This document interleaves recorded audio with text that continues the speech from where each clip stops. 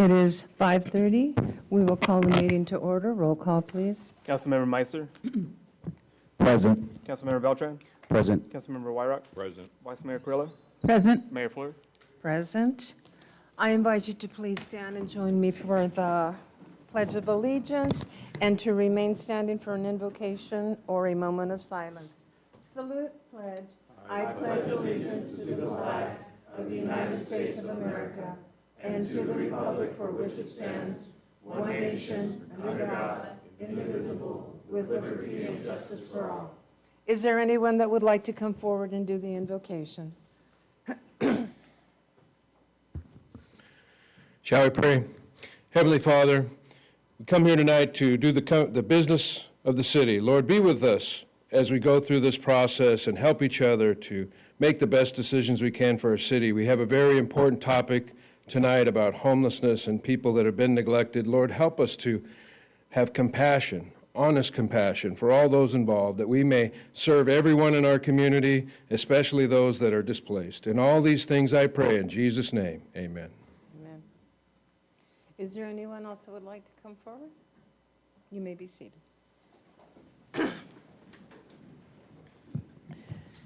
We'll now go into oral communications. This is the opportunity to address the council on any matter of interest, whether on the agenda or not.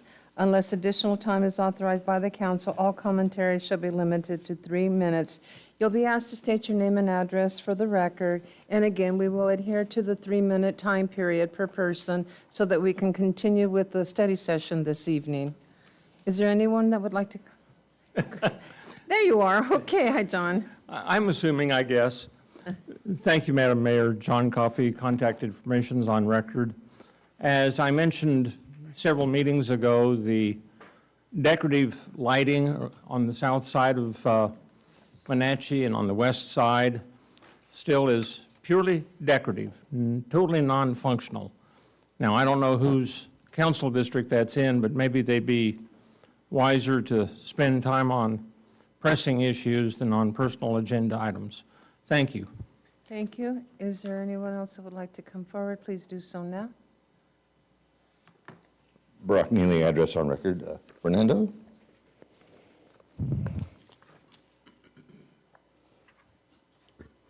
What you're receiving is actually a bill that was signed into law on August 10th that provides funding for homelessness.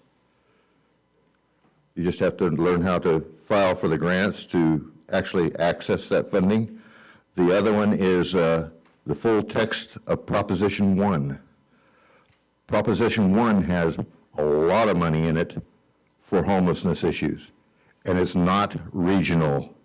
You can actually submit as a local jurisdiction for grants to get that money.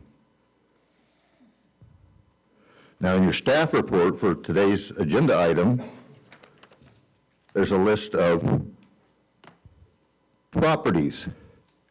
There's actually some properties on here that you have no jurisdiction over, like state offices. You really don't have any jurisdiction over school districts' properties. There's also a property on here that used to be a city property that isn't a city property anymore. The Margaret Slattery Library. Check it for accuracy. Thank you. Thank you. Is there anyone else that would like to come forward?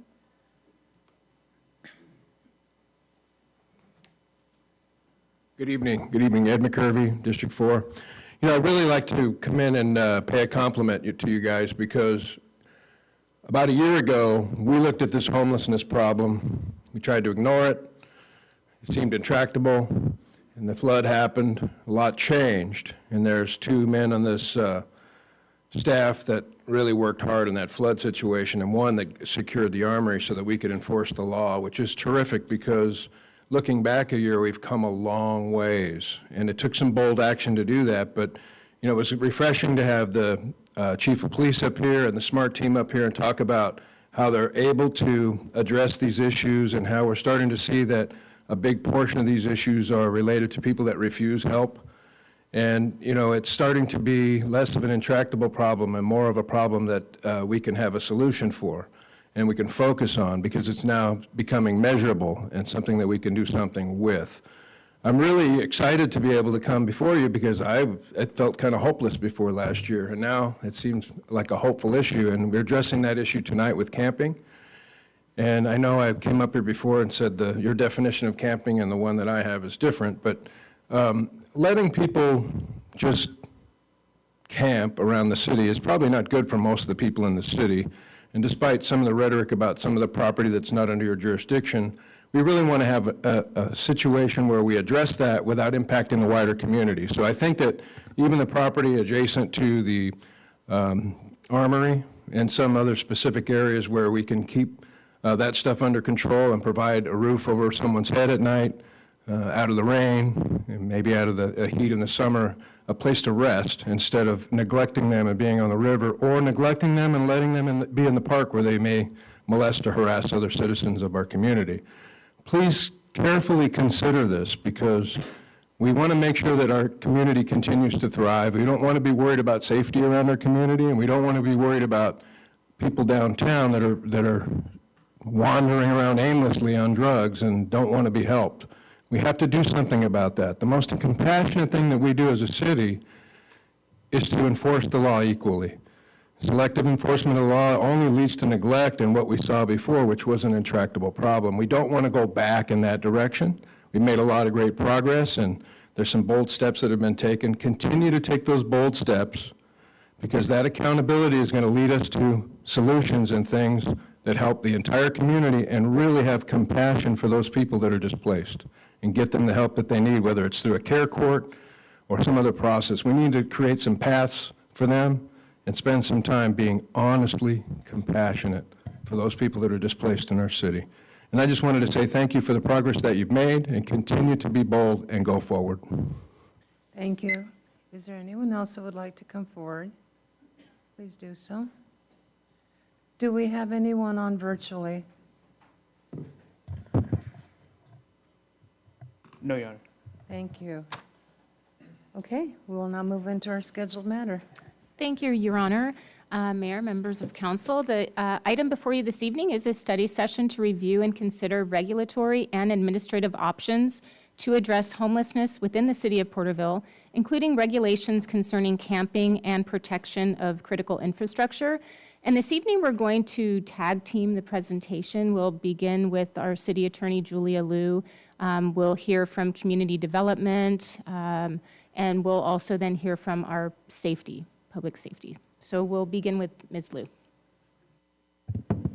Thank you, Ms. Hildreth, Mayor, and members of the City Council.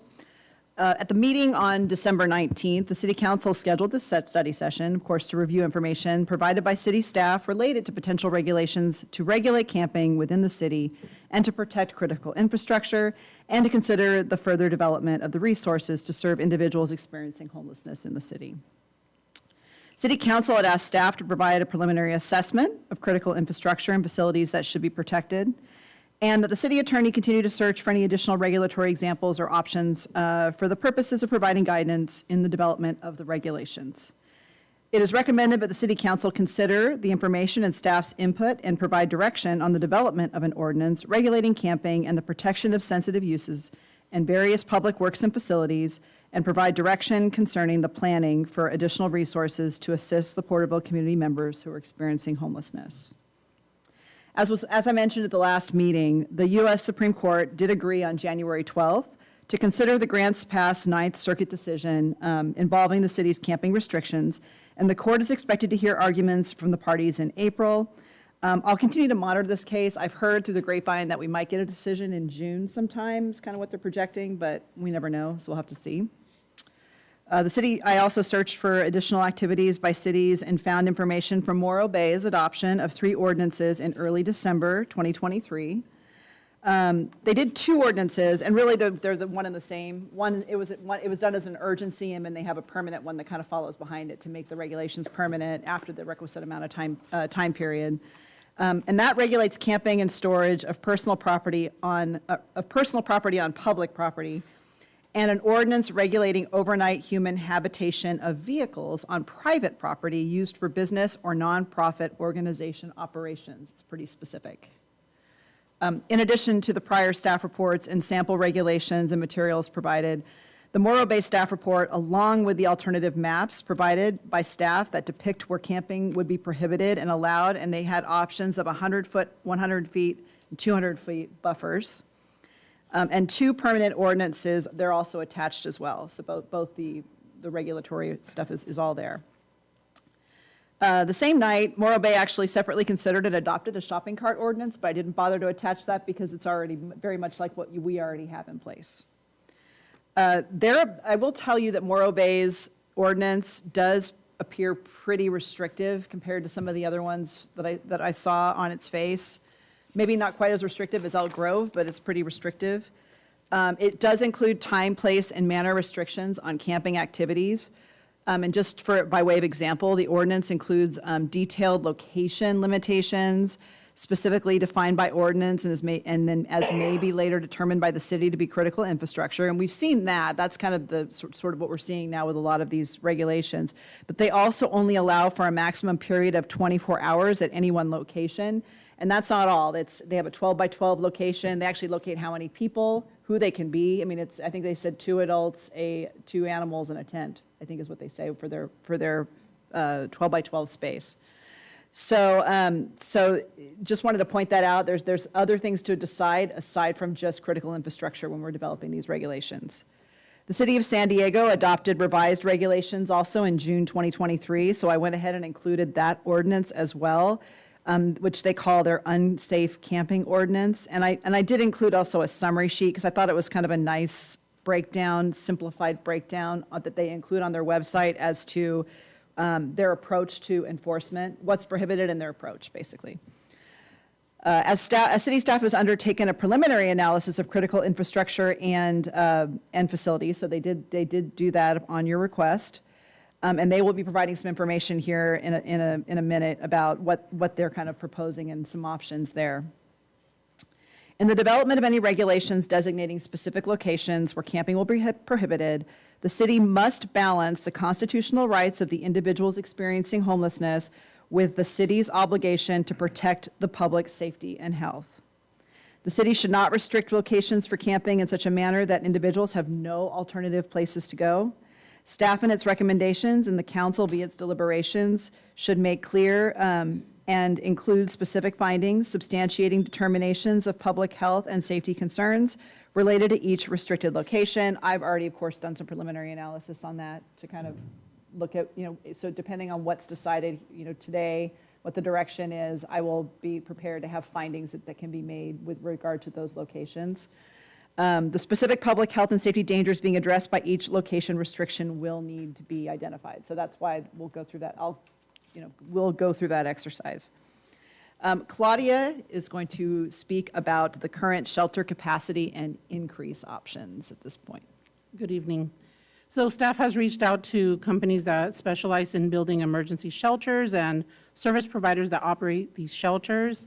A few options were prepared for council's discussion that would increase capacity of services and beds for individuals experiencing homelessness. A chart also summarizing these options is included in the attachments.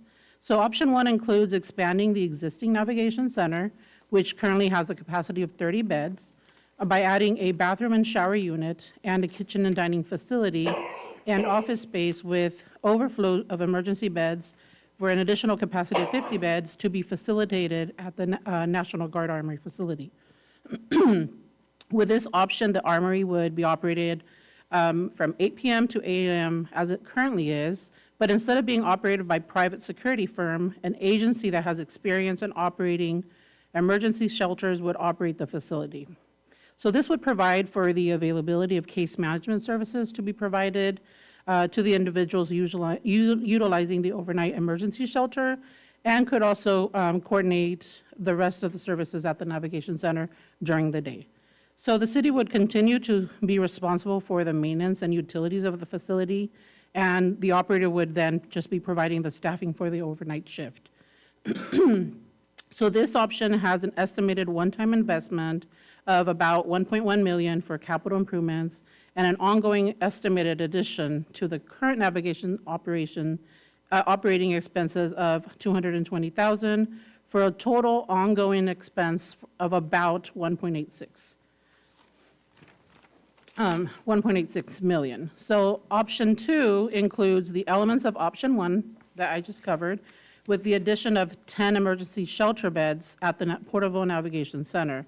That estimated cost of option 2 is 1.5 million for capital improvements and an additional ongoing 450,000 to the current navigation center expenses. And so that totals 2.15 million. So option 3 includes, again, the elements covered under option 1 with the addition of 30 emergency shelter beds at the Porterville Navigation Center. The estimated cost of option 3 is 2.5 million for capital improvements and an ongoing addition to the current navigation operating expenses of 1.1 million, for a total ongoing operating expenses of 2.7 million. The estimates for each option discussed above does not include the required on-site work, such as utility connection and foundation for the buildings. And I believe, is it public safety that is next? Yeah, so I know community development had their input, and I believe public safety has some input at this point as well, too.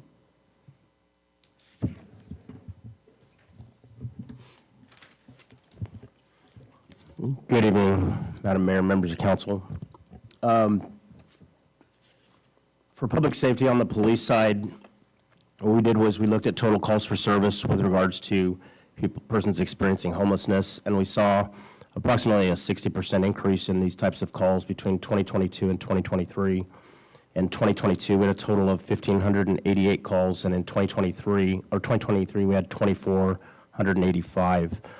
These numbers are partially due to the fact that we have an officer and a crisis intervention specialist assigned to what we call SMART, the Special Methods and Resources Team, and they have been proactively working along the downtown corridor and different areas of the city, and also along the riverbanks, specifically due to the emergency evacuation order that is still in effect. This team has provided the greatest impact, and you see that rise in those numbers specifically in the month of July due to an officer replacing an injured officer who was out. With that said, the most common reasons for calls are regards to, we have general calls relating to a person experiencing homelessness is 36%. We have patrol checks related to persons experiencing homelessness at 32%. Welfare checks of persons experiencing homelessness by 3%, and suspicious circumstances and possibly involving someone experiencing homelessness at 3%. The majority of these calls do occur between the hours of 0700 and 1500, which is 7 in the morning till 3 o'clock in the afternoon, primarily Tuesdays, and followed closely thereafter by Thursdays. These are likely due to the fact that this is when most people are out and about in the city and more likely to call regarding a subject observed.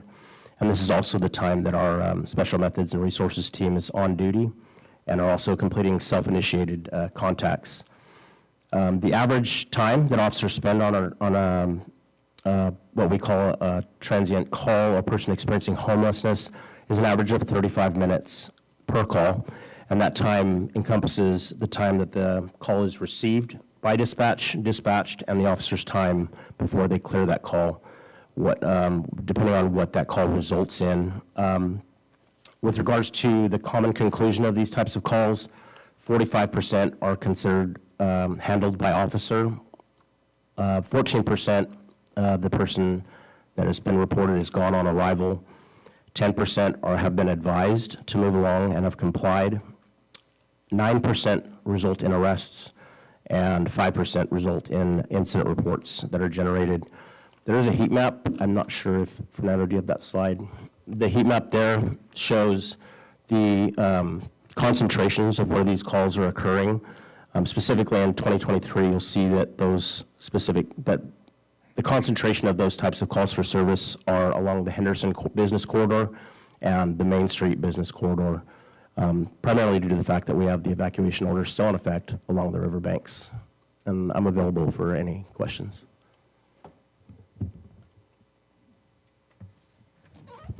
Thank you. Can we go ahead and keep going, Fernando? 2 more slides. 1 more. Thank you. 2023, the fire statistics for calls experiencing with persons experiencing homelessness. Of our nearly 6,000 calls last year, 11% were related to likely experiencing homelessness. Of the 663 calls, 278 were calls located at the Tule River or Porter Slough. That's 41% of our calls. Of the 482 fire calls, 376 were likely related to persons experiencing homelessness. That's 78% of our total call volume that are related to fires. If you go back to the previous slide, the reason I want to start on the last one was to illustrate that we have seen a decline from 2022 to 2023 in 9%. Now, we have a small sample size. We have 2 years of data. We haven't been collecting homeless statistics or homelessness-related calls beyond these 2 years. Most likely, this is related to 2023 coming out of a drought year. 2022, we had an increase in fires along the river. The green vegetation that lasts throughout the season is likely contributed to a decrease in calls along the river for fires. We also had evacuation in order in 2023 as well. So those are probably the 2 contributing factors to decrease of 9% in 2023. We also have a heat map as well. Fernando, if you could skip to that last slide. The illustration is a little blurry, but the concentrated area is along the Tule River. That's where, like the previous statistic talked about, of the bulk of our calls are located along the Tule River. Available for questions.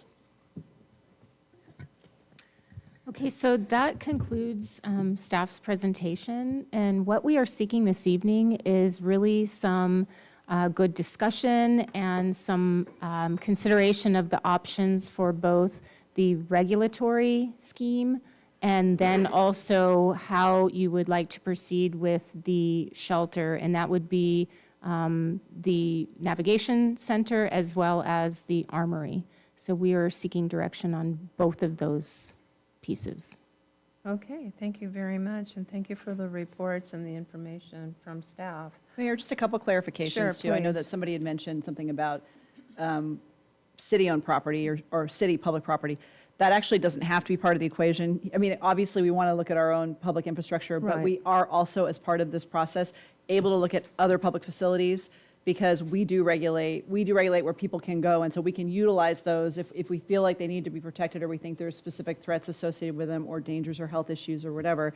We can do that with regard to schools and with regard to state facilities because, you know, ultimately, yes, if they want to override us, then we can have that discussion if they want to allow that, but I don't think we're going to have, I suspect that probably won't be the problem that we have. The other thing too is I know that we talked about potentially buffers or preventing them to being within or within a residential district or zone.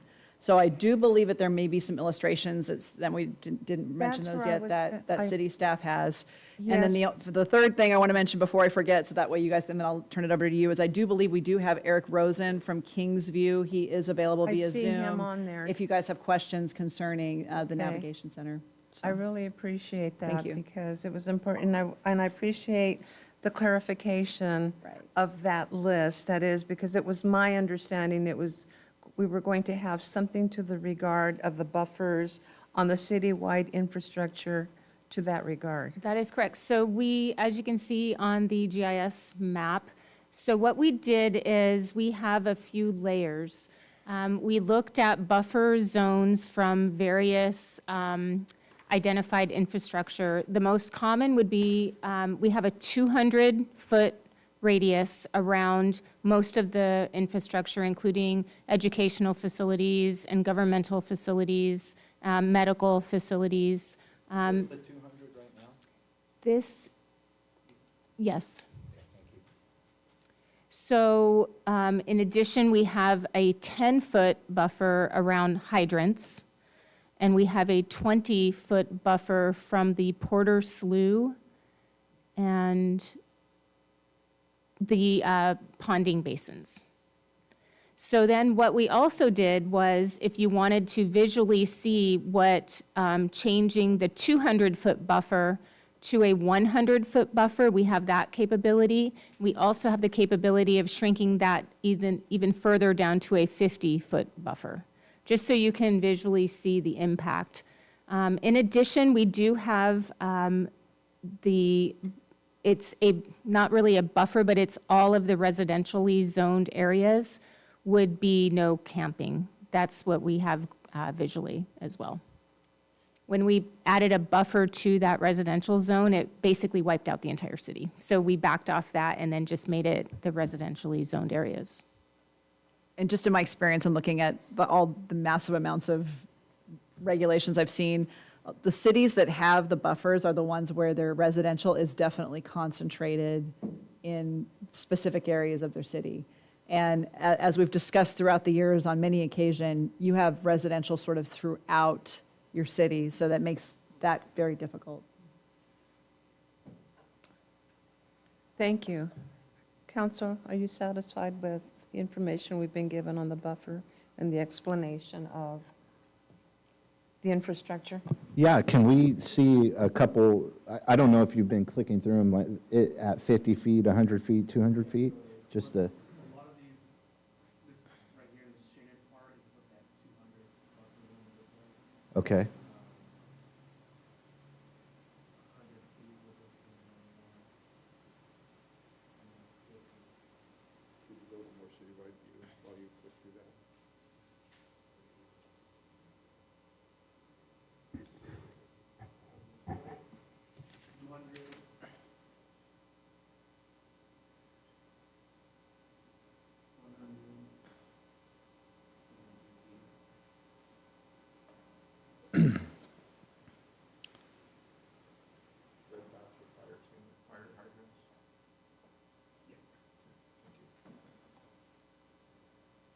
To get more, better illustration from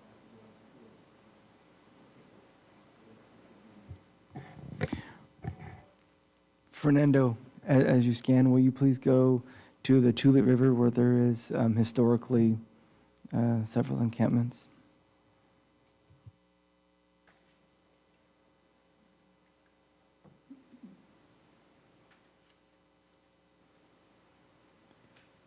Now, just a question, like along Olive, where it's not shaded, are we saying it's okay there? How is that? Are we not considering sidewalk critical infrastructure? We certainly can. We just basically identified, we did not identify sidewalks in commercial districts. But we can. Okay, I would recommend that we This do is a starting that. point. Okay, Yes. it's conversation, it's a Yeah. starting point for, okay. okay. Any comment to this while we have this up here? Yeah, I'd like to just ask if you could, like, clear all the filters and just put like a 500-foot buffer around schools. Is it able to do that? No? So Okay, right now, fair we enough. have 200, 100, all of these. Can you clear all Show you the, what they- are the schools separate? Okay, never mind that. Residential zone, 200-foot buffer.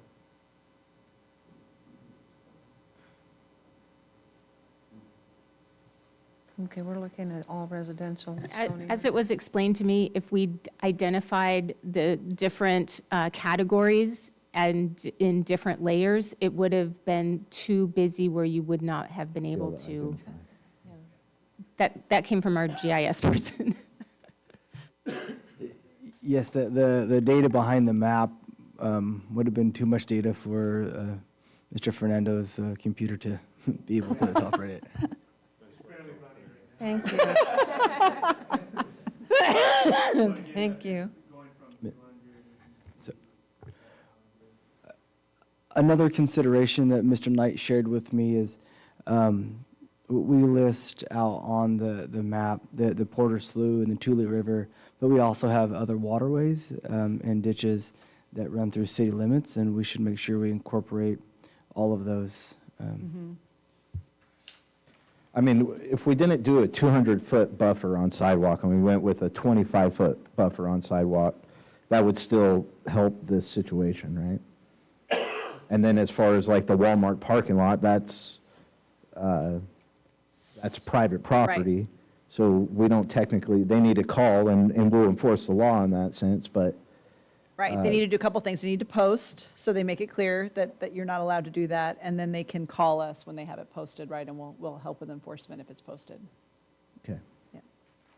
Just food for thought. Okay.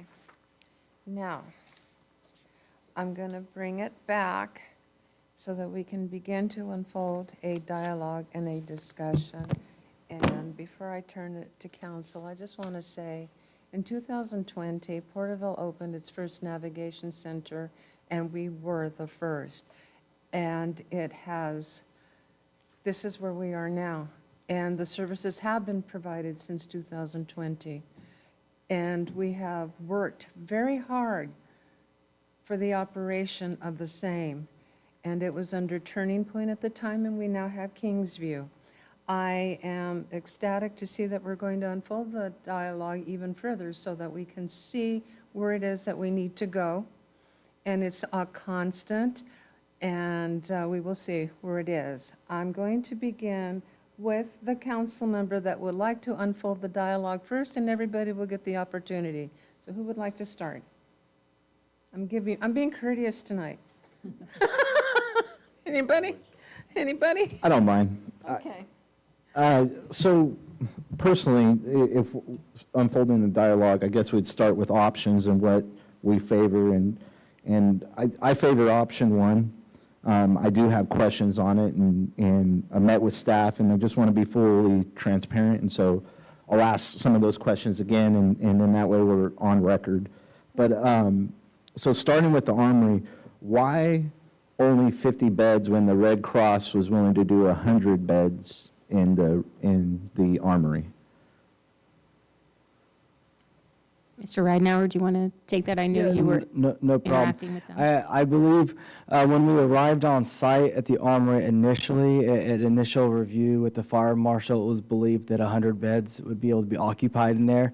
After the Red Cross began to set up beds, is my understanding, is where we came to the number of approximately 50, so we've been using that number of 50 ever since. So we could evaluate that further, go out and measure additionally, but on the analysis that was done on site at that time, it then went to 50. The initial, you are correct, the initial assessment was thought to be 100, then it went to 50. And just to add to it in our conversations, some of the transient population are experiencing mental illness. There's certain issues in the health risk inside the building, and so having 100 beds could add complications with that, and so that was something, I just want to be transparent on some of this stuff. Now, I had mentioned about opening up the parking lot at the Armory. We brought a couple different ideas. Actually, you guys, staff, brought some different ideas about opening up the parking lot or other properties to be able to have a camping location for people experiencing homelessness. You were able to show me some pictures of other communities that are taking actions like this, and if we could share. No problem. So, Fernando, if you'd please pull up the slideshow. Ms. Calderon was able to do some research of some we call safe camping sites, kind of throughout the West Coast. Some of these are earlier on in their development, and others are later stages. So if you can just kind of go through and show, you can see this is in Spokane, this is San Francisco, this is in Sacramento, Oregon, Santa Ana. You can see these are in different phases. Oftentimes they start out with tents or structures that are facilitated or provided by the agency, and then there's typically some degradation over time of the facilities. If you go on to the next slide, Sonoma, and then so this is Safe Seat Village in LA. You can see this is their plan. Next, and this is City of Tulare. This is the local one that, as you can see, those are the impacts and kind of what it looks like on the ground at some of these facilities. Able to answer any questions? Yeah, and I guess in bringing that, it is an unsightly issue, and looking at it, there was some there where you could see the squares, and you could tell it was regulated, and then I think there's times where maybe certain city staffs from other cities were overwhelmed, and it got out of hand, and they weren't managing it anymore. And then it becomes a crisis, almost like we had at the river a year ago. So with option one, it is purely grant funded, correct? Correct, and so we look at option one would be seeking with the council to utilize ARPA funds as well as for the ongoing expense of using a partner such as Kingsview for the operation. We would search to use grant funds such as PLHA funds for those operations. The costs or the expense of utilities on site in staff cleaning the facilities, those types of utilities, would have to explore those.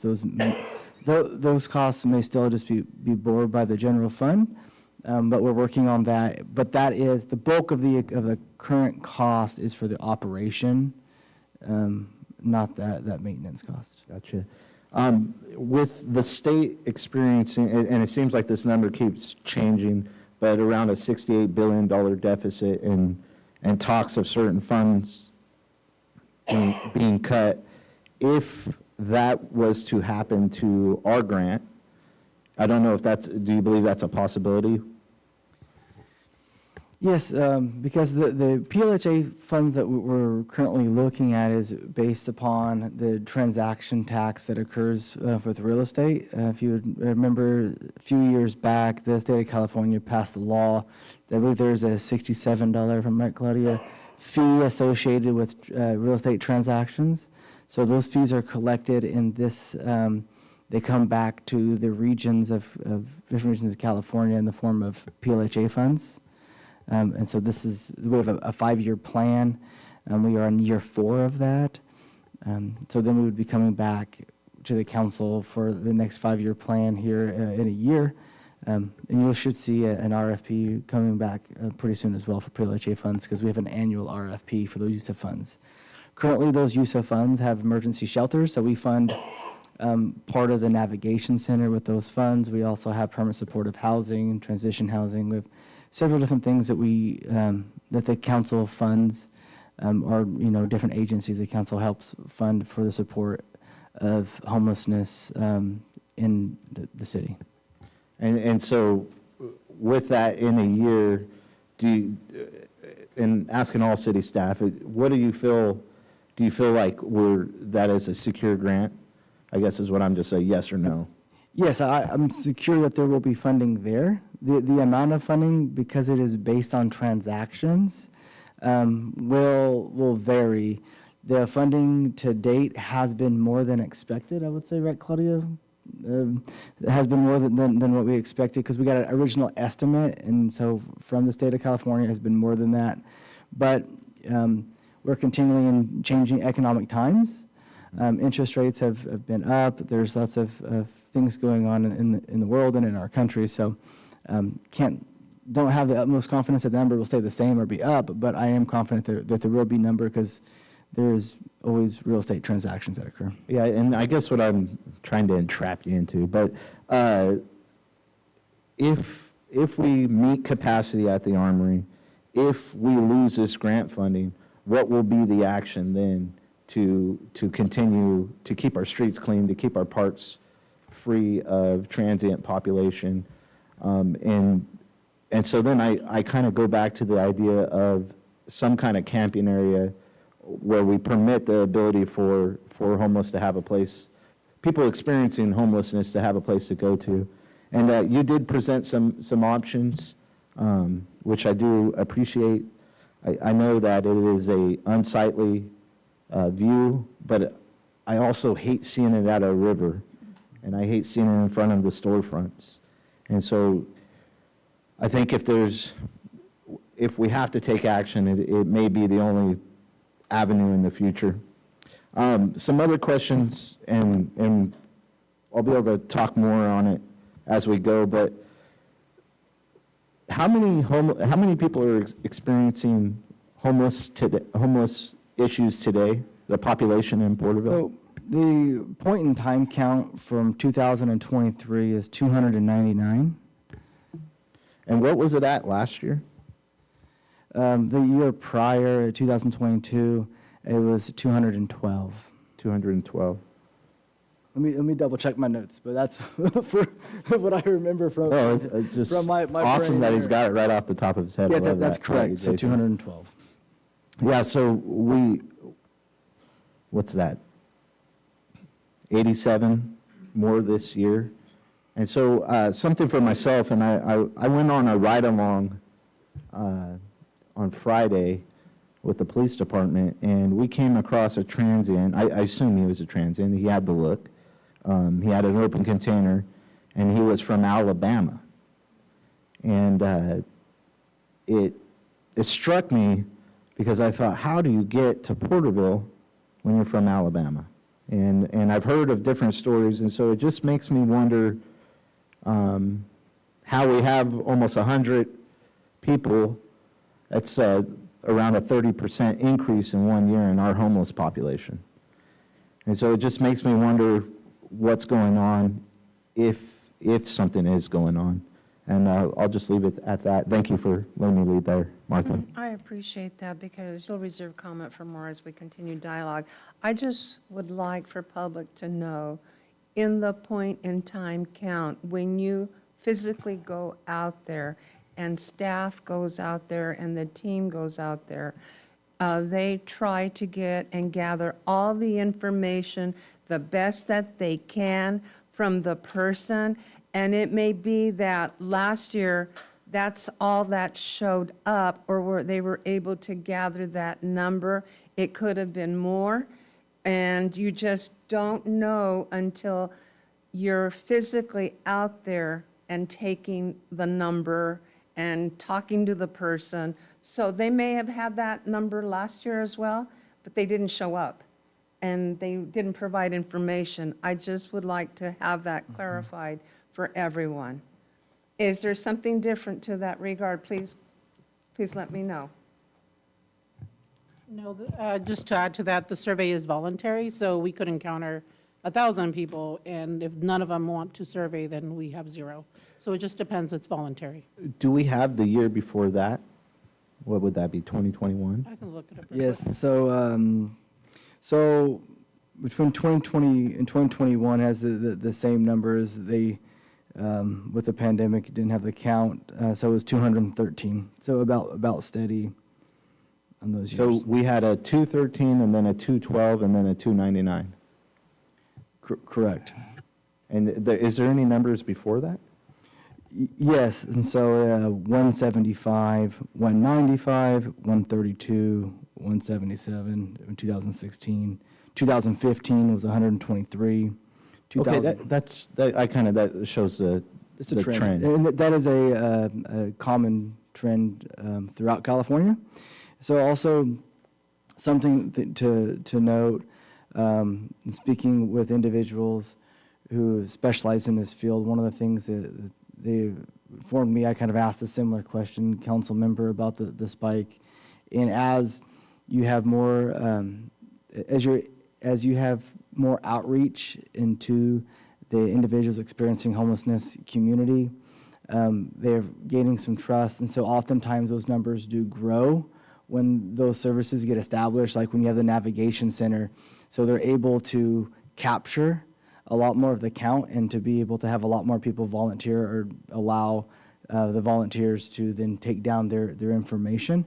So in speaking, so like Jody Ketcheside informed me of that. She's on the governor's task force on homelessness, and she said that is occurs often because the population is there, but you often see an increase in the count because the population has a place to go. And so you're seeing more of them, being able to capture more of that It data. also reminds me of an old saying, you build it, they'll come. So as we provide those services, it seems that maybe other states and around the nation may take advantage of that in the state of California, and that's just my thought out loud. And I'm going to comment on the chosen date of the point in time. I believe this year it was a rainy day. It was raining when that happened, so you probably had more people coming too. So it just depends on the day that's actually out there with the volunteers and everybody who's out there, that whether they show up. Okay, we can continue now. Councilmember Beltran, did you have any comment to everything that was presented tonight? Yeah, thank you. It was a little eye-opening to see the public safety aspect of the calls and issues going on in the community. Our day-to-day life, I don't see a lot of that stuff, but I know it's out there on my daily routine. But given back that this is, year 4 of the 5-year plan and where we're at, I think it's a great time to reevaluate what we're doing as a city. I'll make a comment briefly on the point in time which I participated in this last Wednesday. For an example, one of the members that was helping us from Family Crisis helped in Visalia, I believe the previous day, and Visalia PD helped them, and a lot of the individuals they came across did not want to speak, and so they weren't counted, even though they were there. So it's a hit and miss on the number. It really is pretty random. Weather, if they happen to be out, sometimes you might miss them. You might go down that one street and they just happen to move half an hour before. It does give I wouldn't say it's just a random figure, but it really does fluctuate quite a bit. I will share one individual we came across had been homeless for just over 20 years. He's healthy. He's from, he didn't say exactly where he's from. The last place he came from was Tulare. Previous to that, I asked him, what resources, what would help you? What area have you been that has, really good resources? Trying to evaluate what he's looking for.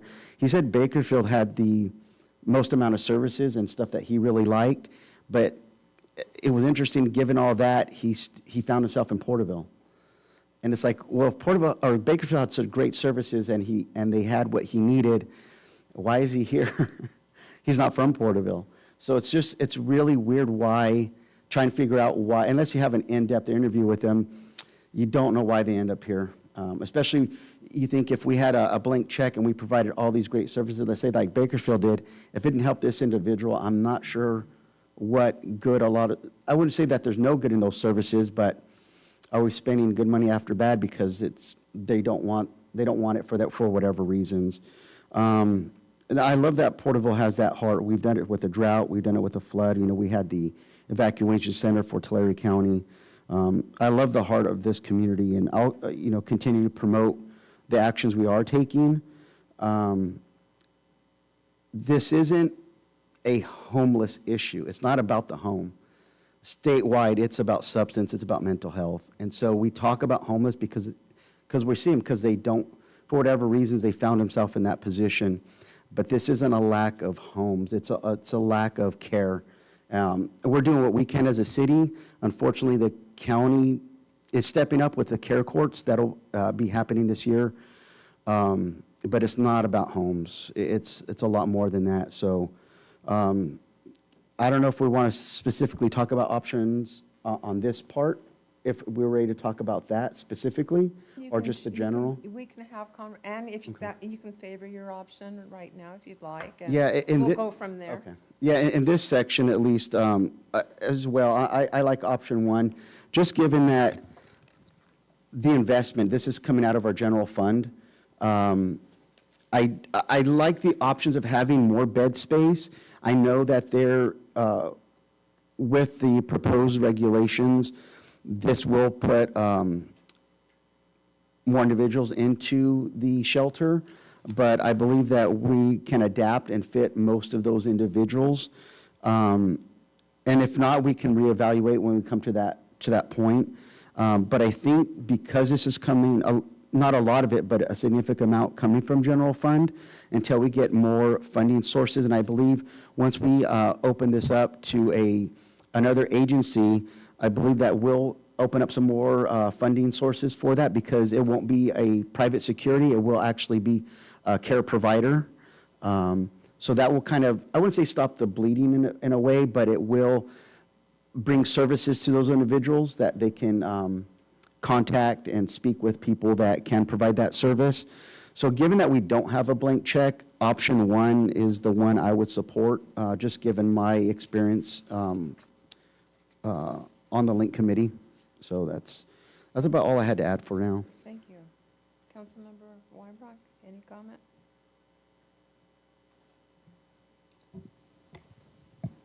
Thank you. Yes, a little bit. From public safety to start with, if we could go back to the police report and those trends. I was just curious if, I'll wait for it to pull up here.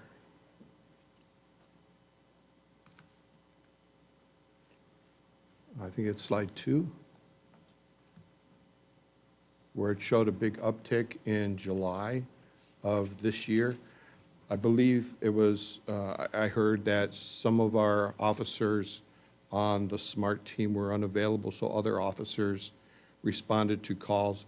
When SMART team members respond to calls, are they counted in these stats, or are they outside of these quote-unquote calls for services? So these calls, I'm not sure I understand the question completely, sir, I apologize. These calls encompass all of the calls specifically relating to persons experiencing homelessness. So the uptick you're seeing in July, you're correct in what you stated, that we had an officer injured and was out, and then in July, we were able to fill that position with a different officer, and then those contacts then increased due to that. So SMART is specifically tasked with persons in crisis or experiencing homelessness. They're not responding to general patrol calls. So dispatch, it's about a homeless individual. It gets counted in these stats. Yes, sir. Thank you. That was my question for that. And then the transient call, 35 minutes. Have any of our officers, SMART team or other officers, ever been injured while responding to any of these calls? We have had officers injured, not necessarily while responding to, specifically to your question, but we have had officers injured while dealing with persons experiencing homelessness, yes. Going back to Councilman Beltran's comment, these subjects may be experiencing substance abuse issues or mental issues combined between the two. And so at times, there are violent encounters. Yeah. And that kind of leads me to my next question with the buffer around fire hydrants. If we were to need access and there's somebody there within, 10 feet? And we have to now wake them up at 2 in the morning or whatever, could there be additional exposure potential? Well, there would be, I would assume. Do we need more space around our fire hydrants, Chief? You know, it depends on the egress leading up to that. If the sidewalks are clear, if the roads are clear, 10 feet should be more than enough for us to make a connection and be able to provide water to the incident. Great, without having to ask them to move. Correct. Thank you.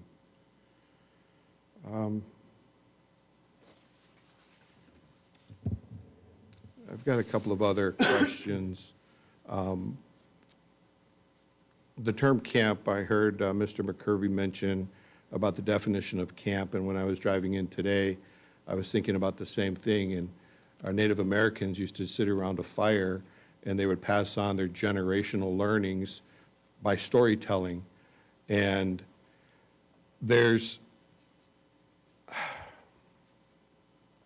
I'm not sure if there's an opportunity for us to, and when I camped with my children, it was recreational and it was fun.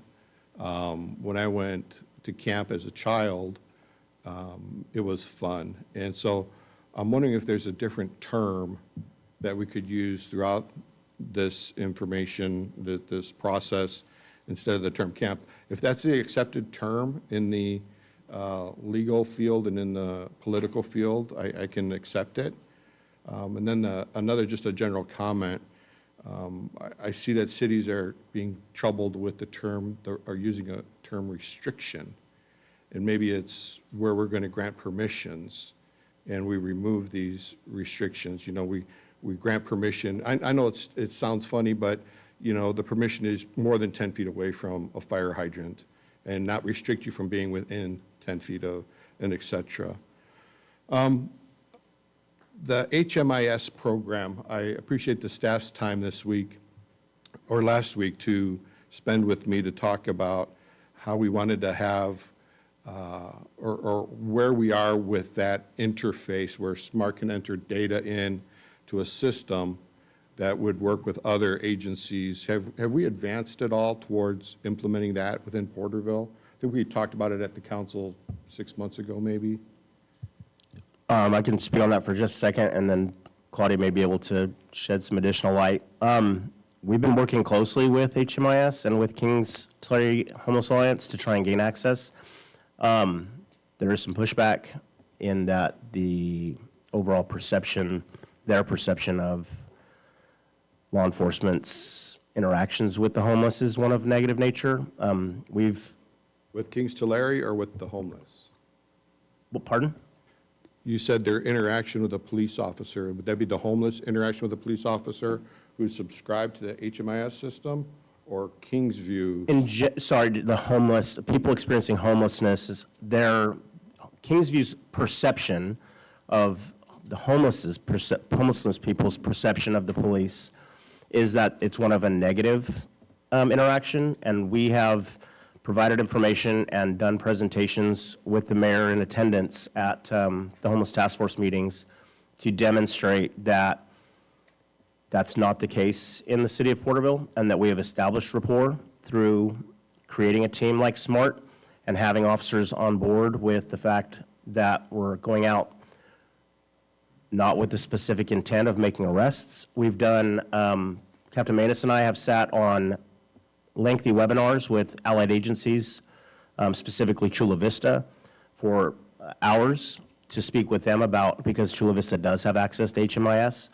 and we spoke with them about how they gained that access and the parameters that you have to meet, which is simply, it's a trust issue that it's confidentiality and a trust issue that the police won't use HMIS for law enforcement purposes, period.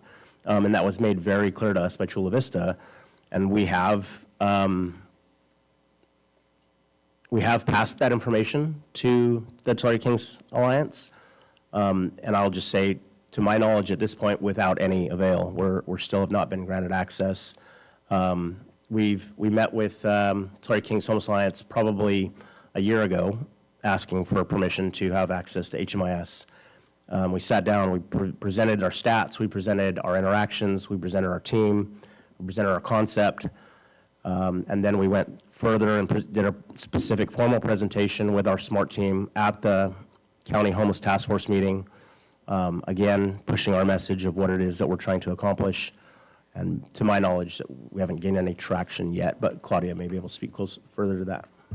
I can add a little bit to that. So one small correction that I'll make, that the perception, you said Kingsview, and it was just a slip, I know, because Kingsview, Kings Tulare sounds very similar, but then you corrected yourself. So I just want to clear that point, that it's not Kingsview who has the negative view of the interactions between our homeless community and PD or law enforcement in general. It's just as an agency, and also their impression of what the homeless community may view, like in entering the data to try to connect them to other services with whoever service providers they're already working with, that they may think, well, if PD has access to this, then I don't want to enter my data. So that's the reservation, the main one that is mentioned anyways. And so the board was presented with the information, and they are working, or they said that that's what they want to work on, is a policy on how to allow law enforcement to have access and participate in HMIS, as far as the collaboration of being able to do those referrals seamlessly versus having to call everywhere and figure out if you have an empty bed. You can just look in there and see who has, right? So that's where that is at right now. That was at their December meeting. And that was going to be the discussion. They were going to come up with a draft to present it to the board on how that policy would look. But the policy would include, the draft that was presented would include having community meetings with the homeless community, the service providers, and the HMIS subcommittee, which is the subcommittee that safeguards that HMIS used correctly and how that data is used and provides the training for all the HMIS users. So that's where that is at. So it hasn't moved because there was a draft, and that was a decision of the board to work on that policy and then present it to everybody else to make that decision, so. Great information, thank you. Maybe a follow-on question related to Chula Vista. Have you heard how successful they've been with it, or have they been really challenged? And are there best practices that maybe they'd be willing to share with Tulare King's Homeless Alliance? Absolutely, yeah. Captain Mason and myself, we can definitely be in contact with Chula Vista. They use it multiple times daily. They said that it is an invaluable resource that streamlines the process and enables them to do more with what they have. And they provided everything that we wanted, including sharing a presentation that they took before their homeless council as well. So we can contact them again and see if there's any specific policies in place. But there is an HMIS agreement that has those policies already in effect that we just need signatures on, really. I know a lot of HR departments, if you do certain things, it's like a termination event, right? Like zero tolerance. And I don't know if they've written that in or whatever, but I really have I have high esteem for our officers, and I'm sure that we have a lot of data that we've protected, a lot of confidentiality, things of that nature, we've protected well. I'm not going to jump around too much, but I want to go back to the point-in-time survey. So when we're actually doing the point-in-time survey, if somebody says, and they have every appearance of being homeless, right? They're in their tent, they've got supplies, or whatever the situation may be where you come across them and they say, not interested. We don't count them anyways as not interested? No. They're not counted? Okay. I didn't think so. I can add a little bit to that. So we are, so Kings Tulare does the survey. You have to do the survey in person and count, just volunteer. There's other communities and other COCs or continuum of care that do visual counts. And so that's a different type of count. But Tulare County and Kings County have always done the in-person because you get more data, more information as to really what are the barriers for these individuals and how do you write grants for that to address those barriers.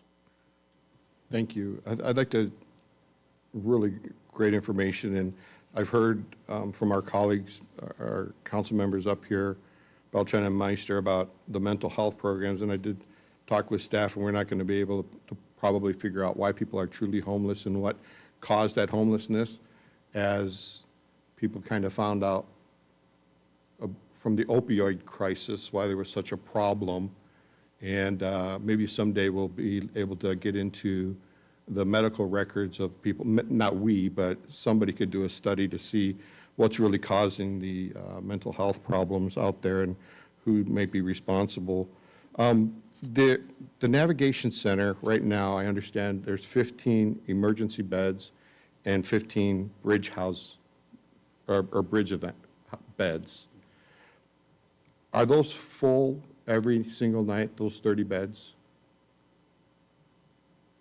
Kingsview is on there if you have specific questions. Yeah, and I have a but- couple of questions for Yeah. Kingsview, if we may. But I do get a weekly email that tells me if the beds are full, and most of the time if they left over that night, there might be one vacancy or two, but for the most part, they've remained full. Okay. Sorry, is full 15 or 30? 30. Oh, so we're having 30 a night, not 15 a night? Yeah, it's 15 emergency, Yeah. which those are just anyone walking in needing a bed. If it's empty, they could be housed, and bridge is those that already are either have a voucher or working towards a voucher or are ready, document ready, which is the term to say you have your ID, your social, you're ready to get housed if there's an apartment ready. Thank you. So, Mr. Rosen, thank you for joining us tonight, and the mayor has offered some time for you to maybe help us understand how it's going down here in Porterville. And with this housing, I'd like to just stay with bridge housing for now and the transition to vouchers and then the transition out of the navigation center and to get on their feet. If there's 15 full beds every night for 365 days, I'm just throwing numbers out there, and they're not going to be precise, I understand. How many of those individuals, do you know how many individuals have been checked in to the navigation center under bridge housing? Kind of putting you on the spot, and you're on mute. Yeah, I'd want to reach out to Claudia and make sure I give you exact figures. I don't have the data in front of me. I'd rather not misrepresent how many people we've seen in the last year. It kind of leads to my next question, and I really appreciate the work that Kingsview does with the people that are in the bridge housing. We call them what, clients or? Clients is fine, yeah. Okay. Yeah. So how many have successfully graduated from bridge and received a voucher and moved on to affordable housing or no-cost housing from the Porterville? We typically house at about a rate of 15%, which, the 1 out of 6 or thereabouts individuals that are admitted to bridge housing have a permanent, sustainable housing option, might be within or outside of the city limits of Porterville. Okay. And then do you ever see them back because the housing situations change and all of a sudden they're back trying to work through a program and getting onto another voucher? Yes, that does happen. Housing is challenging for someone to sustain if they haven't had a lot of time and experience secured gainful employment to help them maintain their housing. Also, a few of y'all have mentioned that they have, individuals that are homeless often have mental health and substance use disorders. This will impact their ability, their capacity to sustain housing. And if there was a relapse in any of those problems, there's a higher likelihood that housing might be jeopardized. And in that case, yes, we would see them again. Okay. I'm reflecting back on Councilmember Meister's comment, if they build it, they will come. And I don't think that there's been homeless people since probably after the Garden of Eden. And there will always be among us. But how are we solving homelessness? And I think we're all giving it a good shot. We're giving it a good try here. And I know this is about temporary housing options and camping, but if we're going to spend $2 to $3 million a year, let's look 10 years down the road, and that's now $30 million for what outcome if we're not issuing 50 vouchers a month to get people into this affordable housing. Quick question. I want to change topics for a minute. The amount of money, $1.86 million for 50 beds, maybe somebody can check my math, that comes out to about $36,000, 1.86 million for 50 beds. That's not individuals. It could be more individuals than that because people come and people go. But that $60,000 worth of beds divided by 12 months is $3,000 per person or per bed per month. And in the last couple of years, how many affordable housing units were completed and then occupied from vouchers or other low-cost grant-funded programs in town? Roughly about how many apartments? And what would typical rents be for something like that? Yeah, so the last 2 affordable housing developments that we've had, one of them was specifically for 40 of those units, was just the Finca Serena project. 40 were specifically for PSH housing, which is the vouchers for permanent supporters of housing. The rest of them are just regular affordable housing, so there is a state affordable housing depending on the type of funding that's being used. There's caps on those. I don't have that in front of me, but those are regulated by the state or by HUD, depending on the funding used to build that unit. And so Those were an additional 40 plus 68 at Carolita Apartments off of Pioneer. So those just in the last 2 years or so. But the vouchers they're issued through different grant funds. So just because we need 30 vouchers doesn't mean we can get 30 vouchers. So they are assigned to agencies as they apply for funding through either KTHA, the state, the county. And so that's how then okay, I'm applying for 20 vouchers, or this is how many vouchers the county as a whole has. And as you get someone ready for housing, then they can request that voucher from KTHA or whoever is running that, holding the vouchers. Thank you. Correct. And also, Councilmember, I just wanted to provide you some of that data that you were asking about. So Kingsview took over operations on July 1. Since that time, as of a week and a half ago, they've had an unduplicated number of assisted individuals of 595 individuals. Unduplicated have gone through the navigation center, with 243 of them being housed in emergency bridge housing, in bridge beds there. And they have permanently housed 9 individuals of those. So. Great. Just a couple of more quick questions, if I may. The developers of low-income housing in Porterville, would you classify them as, or would they classify themselves as being successful with their projects and the timeliness of them to fill the apartments, the spaces? Yes, I mean, we have a few different developers who have developed affordable housing in our community over the years. A majority of the affordable housing that gets developed, there is typically a wait list prior to it getting occupancy, and so they usually get leased up fairly quickly. So the transition from bridge housing at the Navigation Center doesn't necessarily go into these new units. Do we have available through the city planning department a fast-track option if a developer were to come to town? Can they, and their engineering's all done and they filed all of their notices, can they have a shovel in the ground in 90 days, or does it still take a year to get a shovel in the ground? Most of the timing in regards to development of affordable housing really relies around the financing of it. It's a long process oftentimes when they're trying to get financing and using the state programs for that, or using several grant programs and leveraging them one on top of the other. And as far as going through the city processes, there's actually state law that gives density bonuses and other things that help promote that the city utilizes through there and follows the law to process. Finca Serena is one that came through. Actually, the city council assisted in providing some funding for them.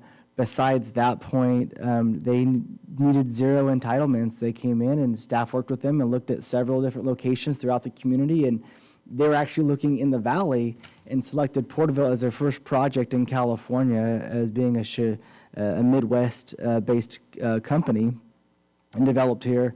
It had the correct zoning and general plan designation, so they came in and just pulled permits and got a project off the ground in a timely manner. And I'll transition quickly, and they know that we're still open for business, right? I would like to think so. Correct, and we also work with other nonprofit housing developers, such as self-help enterprises constantly. Myself, as well as staff, have conversations with Betsy McGovern Garcia, one of their VPs of development, of looking at different projects in different areas in our community. Just a couple of more things, and then I'll give the microphone up, unless somebody wants to take the microphone from me. The 3 options, would it be possible to maybe pull something from option 2? For instance, option 1, taking the armory. First, the agreement on the armory is related to flood evacuation, and if we now use it for homelessness and not evacuation, will that be in violation of the agreement we have? And if so, would we lose the emergency, or do we just write a clause and have them sign off on it that we can use it for homeless beds? People experiencing an emergency, lack of housing or whatever, how would we do that? Or are we okay? Yes. We were just having a discussion about that. I think that the occupancy typically is based on standing, so sleeping and standing are going to be two different things. So we can reevaluate.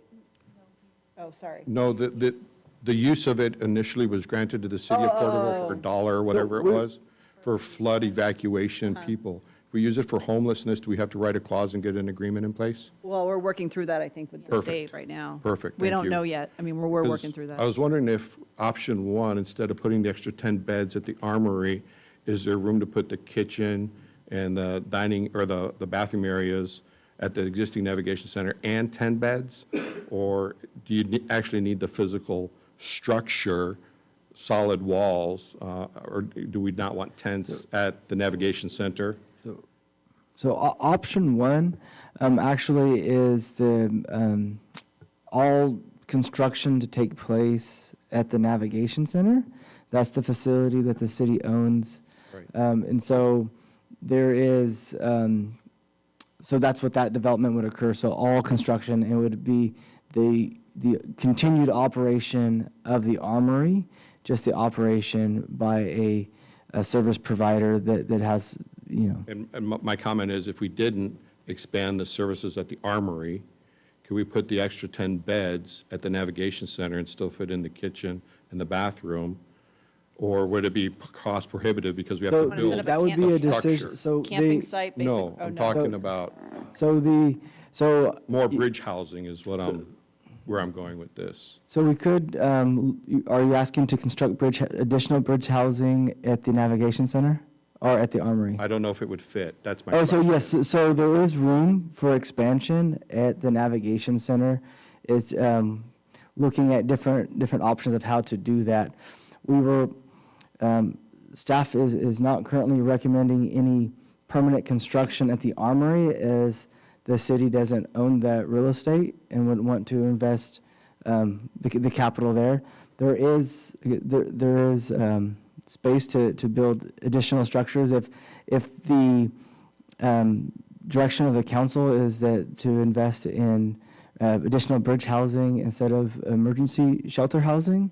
That is something that could be done. Okay, then just a couple of quick comments. Can I have clarification on that question? He was asking 10 beds. What is here is 50 beds at the Armory and the 30 beds at the Navigation Center. Is that correct? And I don't want to put words in the council member. I think what he was looking at is a combination actually of option two, because it has an additional 10 emergency beds at the Navigation Center. He was just asking, instead of having the 10 emergency beds, that it's 10 bridge beds, and that could be done if that's the direction. Well, I thought I heard at the staff report that under option one, we were going to increase the capacity at the Armory by 20 beds. Because we're currently at, how many beds at the Armory? The proposal for option one would be basically, it would be used as an extension I get of the that. Navigation Center, but there is currently 50 beds there now. There's 50 beds, so So we're it going to be wouldn't be an adding 20. increase. No. No, So- there's 50 so- beds, and we're at capacity now. So there's currently 30 beds total at the Navigation Center. Got that. At the Armory, there's a theoretical capacity of 50 beds. Of which we're using how many beds? We have been using in between 30 and 38, 39 on average the last month or so. So what we would be suggesting, if it's the council's direction, is to continue to operate the Armory in addition to the 30 beds. So with option one, there is not a current actual increase in the number of beds. The increase, what it is the continual operation of those 50 emergency beds at With the Armory. services. But you'll be adding services, so what that would do is it would link the Armory with the Navigation Center and allow the operations of the Armory to be funded with grant funds. Thank you. No, I got that. Thank you very much. Congested camping around different cities, like the presentation was earlier tonight. I've seen news reports, they may or may not be true, that there's like a group that, rises to the top, and they're kind of in charge, and they make the rules. You know, I just want to be conscious that if it's a big camping site with numerous different people, I don't want the crime to go up and officers to be exposed to additional hazards. I want to thank Mr. Neely for some information on Proposition 1 and some information about grant funding options. I'm not a specialist with this stuff, but have we exhausted all grant funding options, would you think, or do you think there might be a few more out there that we could tap into? Staff continually monitors available grants as well as agencies that we work with, such as Kingsview. We have continuous calls with all these agencies. One of the things that Kingsview brought to the table with their operations, which has allowed for the continued Operation Navigation Center and kind of expanded, I would say, is that their ability to use insurance. And so I think it's Blue Shield they're working with to be able to bill out and to utilize the additional services there. There is always new legislation, that often legislation is what drives grant funds from the state and from the federal government.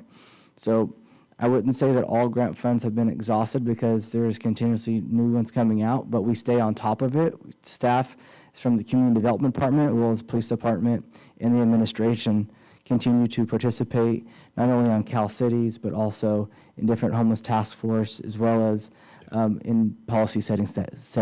Thank you. I have other items, Mayor, but I'll hold them. Thank you. Discussion later. Thank you. Vice Mayor. Yes, so a lot of information was provided, and thank you for the data. I think that is key in making decisions and being able to come up with ideas and solutions potentially. So one of the questions I had was, well, it's not really a question, but looking at the proposed critical infrastructure, I don't have a problem with the list that is started as, suggestions. I think in just thinking in terms of additions or considerations, I liked what Councilmember Meister brought up about the sidewalks, and that also, but as a council member, I don't really know how that affects the whole city, just like you mentioned, the residents, but I would like to just add that as a consideration, because what I would think is if we're having these infrastructure protected, then they're going to go to other areas, and my concern would be like residents and businesses, which the businesses are already dealing with. I think the two critical categories when you're looking at where you want to regulate, it's safety and then it's access. Is it impeding access? And so sidewalks and right-of-way are often part of the areas that are prohibited when you're talking about these regulations. All right, thank you. And then in looking at the options, thank you for the information on that, because that was one of my questions. I just needed clarification on the option from where we are currently, to option 1, then to 2. I got a little confused there where it describes additional beds. And so it says in option 1, emergency bed overnight overflow, max capacity 50. And then in option 2, it says 10 emergency. So I kind of got confused with that at first. I think I'm clear now on that. I feel like currently, so the current amount, the 1.6, that's all general fund money. No, that is currently being funded with grant funds. Okay. And then, let's see. The current funding, so general fund is currently being used for the operation of the armory. The navigation center, the facility itself, the property was acquired with general fund dollars, but the improvements and the operations have been completed with grant funds. Thank you. So in looking at these options, for me, I like option 1, obviously, the funding. I appreciate that the staff is looking for continued grants and funding, but I also don't want to forget that the city made a decision to go ahead and move forward to try to provide solutions regarding having all these challenges. However, we had to do that, with support or lack of support. So I feel strongly about acknowledging that to the city, always trying to move forward with progress on finding solutions around this. I think one of the other things in looking, there was a lot of resolutions and information on the different cities, and it was a lot to take in, but appreciative of that information to compare and see what works for Porterville. I really liked that fact sheet because it's easy to read, it's easy to share, and kind of when we do come to a point of any changes or things that we want out, I hope we could use something like that because I think it's just very useful and easy to read and share the same information and be consistent. Let's see. The tent city, I've just seeing those photos of the different ones, and yeah, there look like some that were a little more structured, and I don't know why, if those are recent or how that's regulated. I just feel like, especially seeing the ones nearby and locally, they're very concerning.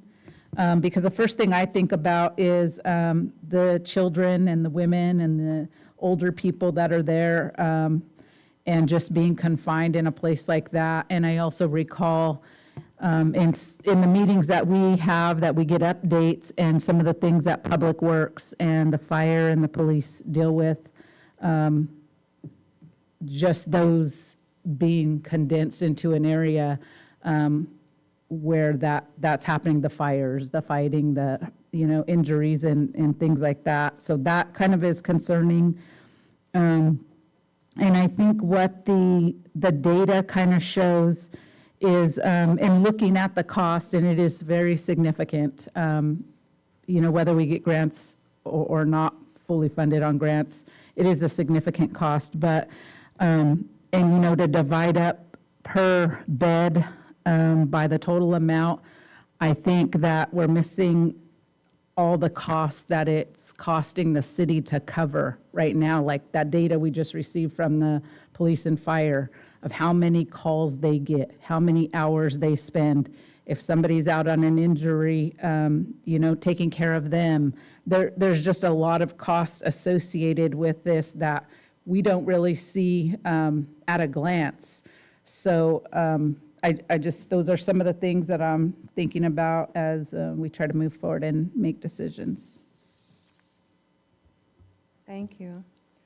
I want to begin by saying thank you to the Assistant Chief of Police today for taking care of the one situation, which was a unhoused person, and it needed to be dealt with, and I really appreciate it. And moving on, I'm going to bring back to the table again, Porterville was the very first to begin with the Navigation Center in 2020. The City of Porterville and the council then made the investment to go ahead with it and be very proactive for the community and the clients or the people it serves. So that has already been in place, and we've had numerous and countless conversations with the county representatives to be able to, we've sat at the table with them to continue to be able to have the services. And I want to compliment Councilmember Belton for your continued effort to try to get some of that service to continue or bring in new services, especially for the medical. Having been a part of the link, I've been on the Tulare County Task Force of Homelessness since 2016 when I first got on council, and it has been Claudia Calderon and I that have sat there through numerous meetings as a part of their first strategic planning to bring forth, which is where the outcome and the discussions came, to have a navigation center operating, and we started small with it. And we were able to have it open through COVID. There were some struggles and some trials and tribulations of getting the facility operational, but it happened. And at that time, it was difficult, but we were in operation. Continuing the efforts on the population that it serves. Every month, we report to the Homeless Task Force what the City of Porterville is doing. We've had this, the the SMART team report over there. However, since its inception, we communicate monthly. All cities get the opportunity and the window, and we have always reported in the years that I have attended.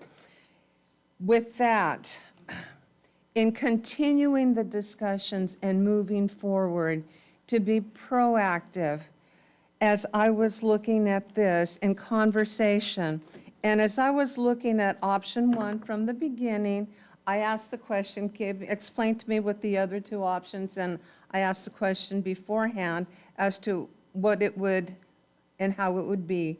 Then I began to comprehend, and I don't deny it, is where the armory would fit with the navigation center under option number one, so that we can continue to have the facility, and not knowing that the expansion would be at the navigation center because we own it. We still don't have ownership of the armory, and that's a foresight in the future. And in the meantime, it's still we have a contract for public safety there. So that is in place. And there would be the beds that are there, they would kind of, for the funding, I believe it would help to have them tied together so that we can continue to operate and have the services. Other than that, I'm going to be very forthright with option one. And I can appreciate bringing to the table the tent city and the camping and oversight, but that would be hazardous, especially in city limits, because you start off with something that is a good project, and that's something I would tend to shy away from and not have it looked at, because if you visit the campsites, it changes from where it started, and some of the facilities that they do have and the services they have, they're not being used, and it looks like it's worse than when it started. So that's my position on that. When we talk about the areas of the business, as we talked about Henderson, Main Street, and then the river, are the populations that are impacted, the business owners, and in the river, it's right down the street from me. In the past, I have physically put on my shoes and have walked the river while the homeless were there. Not anymore right now, because it has, the topography of the river is gone. I mean, it's no longer there. And yet, we have to be sensitive to where it is we're going to go. And in all the discussions, I'm appreciative we just need to give some guidance to that. Please, go ahead, Julie. Well, just a second. Julie was going to say something. Well, just a couple things I wanted to address before we get too far down the road. Okay. There have been some questions that have come up, and figured I could try to address some of those Please now do. as we're going along. And then I do have some kind of like big questions to help frame how to develop the ordinance. Okay. So if that helps everybody. So, okay, so a couple things. So Councilmember Wyrick had brought up about what all terms to use. So camping is pretty much the term that's utilized. I haven't really seen a big deviation from that, and I suspect it's because it gets difficult to start trying to call it something like, because really what we're talking about is habitation, but I think is some legal reasons why nobody wants to start saying they're prohibiting habitation. Just because if you look at the case law, and granted, it's in question, and we'll see what happens in a few months at the Supreme Court level, but, you know, that the court decision out there, the Ninth Circuit court decision and some other circuits that have kind of followed suit, have found that, you know, regulating major life activities is when you get yourself in trouble. And so when we start calling it habitation instead of camping, I think that may potentially lend itself to more of those arguments. May just be semantics, but I think that's part of why you see it. That being said, though, I'm kind of just looking through all the various examples that I pulled up. That's why I think you see San Diego calling it unsafe camping. And then if you look at how they actually talk about it in their regulations, they call it unauthorized camping. So it's not just all camping. We're not restricting all camping necessarily. We're restricting unauthorized camping. So maybe that would help. I don't want to deviate too far off the path. I think it would be good to stick with, use of the camping, but with that qualification, that might help a little Yeah, bit. I did see that. We need to list out the specific dangers, known and unknown, my words, planned or unplanned, such as like a sudden release at the dam, so Right. list the hazards. And we're going to get to, we're not going to restrict all camping. That's not the point of this, So, and then the other thing you mentioned was the permissive, trying to couch this in permissive terms. And I totally appreciate the idea behind that. However, I'm going to give you an example of probably why we don't want to do that. That just happened last week, which is we had somebody come to the desk, come to City Hall and say, where can I camp, city? I don't want to, I know, I've been at a shelter, I don't want to be there, so where can I camp? And I don't think the city wants to be in the business of having to start to tell people where they want to camp, because somebody will not like where the city told them to go camp. And so that's the kind of the pitfall with that issue. Although I really understand why you asked the question, because I love to be more permissive when possible. So what we can do with that in mind, just from hearing that, is I can look at areas where we can try to do that. I mean, and that's why we're trying to address this. We're not just trying to do restrictions. We're trying to come up with resources, and that's the point of having this big part that you guys have been discussing, which is how do we get resources to people, where they need them, so that, and hopefully get them so that they can move forward and maybe out of the situation. Okay, which actually kind of circles back around now to the safe camping sites, and clearly what I am going to need from you tonight is a decision, a policy decision on, because there really are two sort of schools of thought on how you want to approach this. And Santa Cruz is actually a good example of where they permit safe camping spaces, right? They have a lot of information about you can't camp anywhere except for, again, camping in their definition, except for in these, either in licensed campgrounds or in these safe camping sites by the city. So just because you decide say the council does not want to go that route now, which I haven't, most of the regulation I provided you don't provide for that. I mean, you have this idea that, okay, we're going to kind of allow them sporadically in places throughout the city. We're going to allow enough places so there's places to go, but most cities actually really regulate hard against setting up, quote, encampments. They try, so you'll see there's, you can only have one. You can't have or you can have no more than a couple of them within a certain distance of each other. So, that's important information, and that's actually, but there's nothing that says you can't do that, but leave the door open potentially if you need to. Because I will tell you, I think that when you do see safe camping sites, it's not usually that you just started with that. It's because you ended up not really having much of a choice. You have such an issue in your city that you've got to, that may be the best option, is to set up. And I don't know that we're there yet, but we won't necessarily know until we really start implementing regulations and see where that is kind of where people are going in relation to the restrictions that we've put in. And then we might have a better idea of how much of a problem we have. We have, as you've heard, our shelters are not completely full. So we have the ability right now to be able to say, you need to there's a shelter you can go to, you can't be right here. The other thing is with these ordinances, the big question I'm going to ask you is, do you want to prohibit these types of activities unless you're either in a licensed campground, a permitted campground? Do you want to say no camping, no unauthorized camping, period, in the city when there is shelter space available? So that's the first big question, and you see that that's a starting point in many an ordinance that I've reviewed in the cities. And then you get down into, notwithstanding that, where are we going to restrict unauthorized camping in relation to critical infrastructure, right-of-ways, certain districts, residential districts, schools, et cetera, et cetera.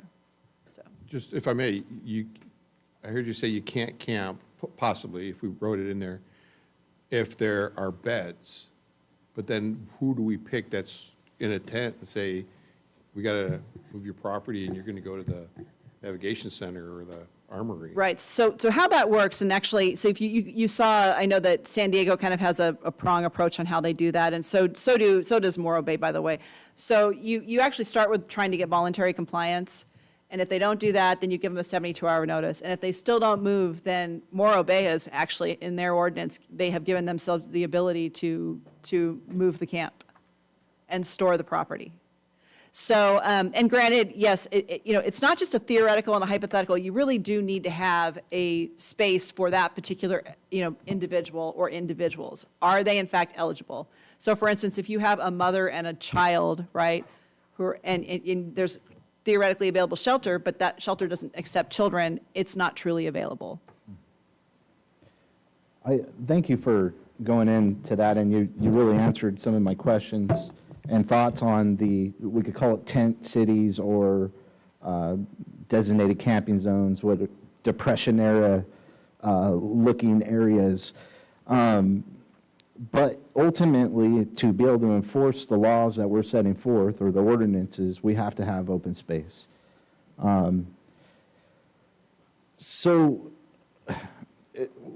Going back to counting individuals experiencing homelessness, there was a statement that when we are counting, if someone doesn't want to be counted, we just throw it to the wind. We're out there doing this work and we're not getting the actual number.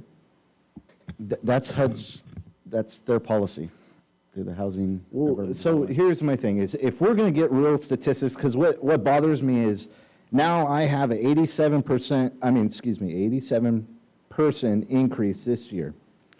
Also, my public safety numbers show the increase in calls by a 56% increase in calls. So I'm looking at this and going, something's going on here. There's an increase in individuals.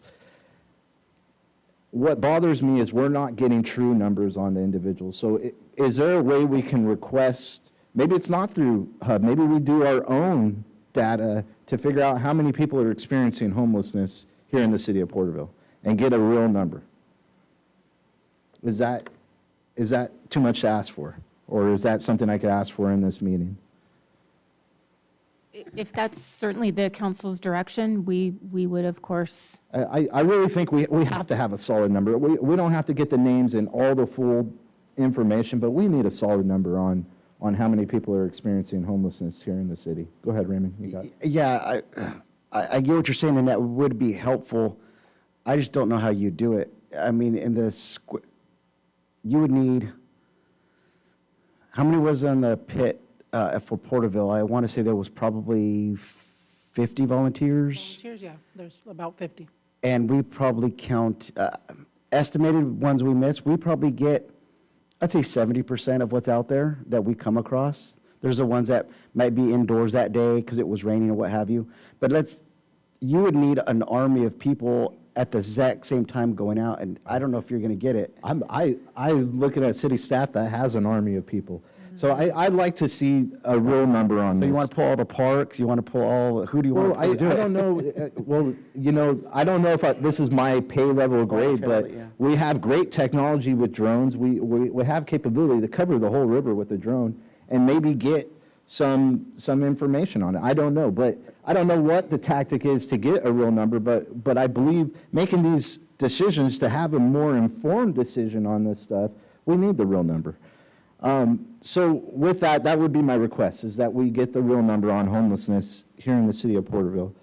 Another question is, so on the Armory, in option 1 here in the recommendations from the city staff, it says capacity of 50 beds at the Armory. But here, we took it down, the expansion option summary, if you could pull that up, Fernando, please. It shows, where am I here? There you go, max capacity of 50 beds. So is that number put on by Kingsview, or is that number put on by the city of Porterville? So that capacity of 50 beds at the Armory, I believe was established when it was reviewed for sleeping capacity by the fire department. Now, we can go out there and reevaluate that, but I think as Chief Cogburn was alluding to earlier, there's a different capacity of standing capacity, seating capacity, and sleeping capacity. Okay, so that's not a number put on by Kingsview, that's our own personal view on it, and I'm okay with that. I'm just thinking, once we get to that capacity what's the next option before we have to go to the tent cities, as Madam Mayor calls them? For clarification, I just want to be transparent that Kingsview operates the navigation center. Kingsview currently has no operation at the Armory. Got you. So we could go with option one and they could deny us, is what you're saying? They could, but Okay. Kingsview is a good partner. Yes. And you see Eric's been participating tonight, and they have similar goals of trying to assist in the situation that the community is facing. Eric, and I don't know if I said anything to offend, do appreciate the work you're doing here in our community and trying to address the people's experiencing homelessness. So I do thank you for that. That's all I have, if you want to pass it off, Mayor. Any other? Kind of related to your question about the Armory, does the cost include the fee for the additional services that Kingsview would be supplying at the Armory for those potentially 50 individuals? Or is it only for 30 now and then a different price as we scale up? No, the option one includes Kingsview's operation of the Armory. Okay, I'm going to bring. I also want to be clear, this is our estimated costs, not down to the dollar. These are conversational costs. Okay. There's a lot of conversation, which is all good. I really think there's some really neat questions to this regard. I have a question. The SMART team, it's 2 people, correct?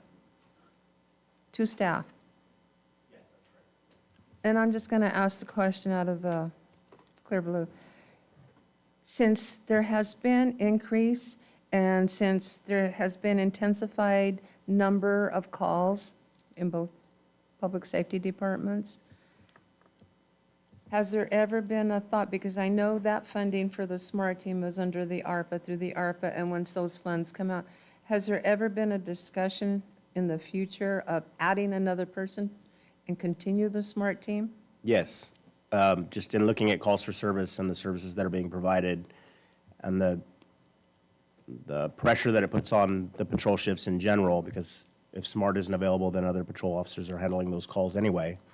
Yeah, the chief and I have been in conversation about expanding the SMART team And in the that's future. something I wanted to know, because we hadn't heard, and I didn't know, because we're having and we're thinking it through. One of the things that I want to just bring out to the table, and thinking about how Councilmember Meister is asking for an accurate number of homelessness, and I can see where it would be very difficult, because just for the one day of the point in time, you had 50 volunteers. And it was eluded the probability of staff, well, that's going to cost a lot of money. And for funding, especially if you want to get out there with accurate numbers, then it's going to take city staff away from the operation of what they're doing on a daily basis to keep the continuity of the city and the infrastructure and everything else that they have to do. So that's a huge demand, a dollar demand. And that's all I'm going to say. Any comment to that? Any other information? Because we really need to look at our legal counsel and start giving her some direction. Please. Yeah, the only thing I would add is I can see where this is going to lead to probably the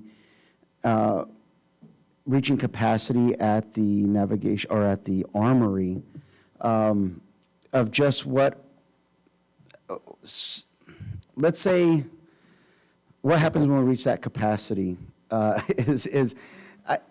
guess then we put like a hold on our ordinances because, well, now we can't enforce that. No, you'll still be, you'll be enforcing the critical infrastructure part. Okay. And So you're right. I mean, so It's like you go, triage, you- what you we basically can- move from enforcing, where you can't be here because there's space to, okay, you can be out here, but you can't be right here, or, you need to, there's going to be an increased regulatory cost here. because we're going to be talking, and it'll all depend on what you decide to put in, as far as restrictions, but, it could be that the space, they're in a too big of a space, that there's too many, that they're too close to another encampment, that they're within, they're too close or on critical infrastructure. So there's, it's going to be, there'll definitely be it'll be a learning curve for the city, because we're going to have to figure out how this actually looks and where are people gravitating towards in light of the fact that we're now protecting these areas, right? We'll start to get a picture, I think, fairly quickly of, and we know this is not going to be set in stone. We're going to need to reevaluate. There will be potentially additional things we need to consider, either making it easier or harder for us, depending on what they are, depending on what happens with the court case. I know that there was legislation proposed that ended up not going anywhere. It's kind of stuck in suspense by Brian Jones, I think down in Southern California, which would have actually done a lot of what we're trying to do by virtue of our local infrastructure. But the fact remains, if the state actually ends up, I think Shannon Grove may be trying to resurrect something similar. I'd heard through the grapevine, but there's no number associated with the bill yet, so we'll see if that happens or if something passes. But it's possible the state could pass something, given the situation that California is in. I could see there being bipartisan support for that. And so if that ends up happening, that may, it'll be good, bad, because it may actually inadvertently overlap with what we're doing. It could, and depending on what that says, we may need to make some adjustments. I'm probably going to try to write something in to the local regulations so that we can kind of adjust accordingly without too much stress. But so there's just going to be a lot to think about. But the biggest thing, you're right, will be where are people gravitating towards if we start moving away from the parts that we're protecting, and it'll be cause and effect, chain reaction type stuff. We may have some issues. Businesses may be complaining. You'll hear it, and we may need to sort of make adjustments. And that's, like I said, at some point, if we have so many and we don't have space, and we're finding that it's really difficult to try to have them throughout, then you start looking at whether or not concentration of them is something that you want to consider. And then that opens a whole big door of how you do that, because there's a variety of ways to deal with that. You can look at what Chico's done with the little mini units, which is good, bad, because now that they have those, everybody wants those. Now, no one wants anything, but that's the only thing that's because they have now their own living space that's actually a structure, so. I think once we start to enforce some of these ordinances, I think this is where we'll get our true number, because we'll be in contact and they'll be monitored. So this might be You may seem unintentional way of Great actually point. getting And a better count. Something I just wanted to add with what Madam Mayor pointed out, it is going to cost money to figure out that number. And so maybe it's something, if staff could bring that number to us, what you think it would cost to get us an accurate count on the homeless population in the city of Porterville. But, we already have the heat signatures of where the populations are as well. And so it really dials in where we have to go to work and figure out those numbers.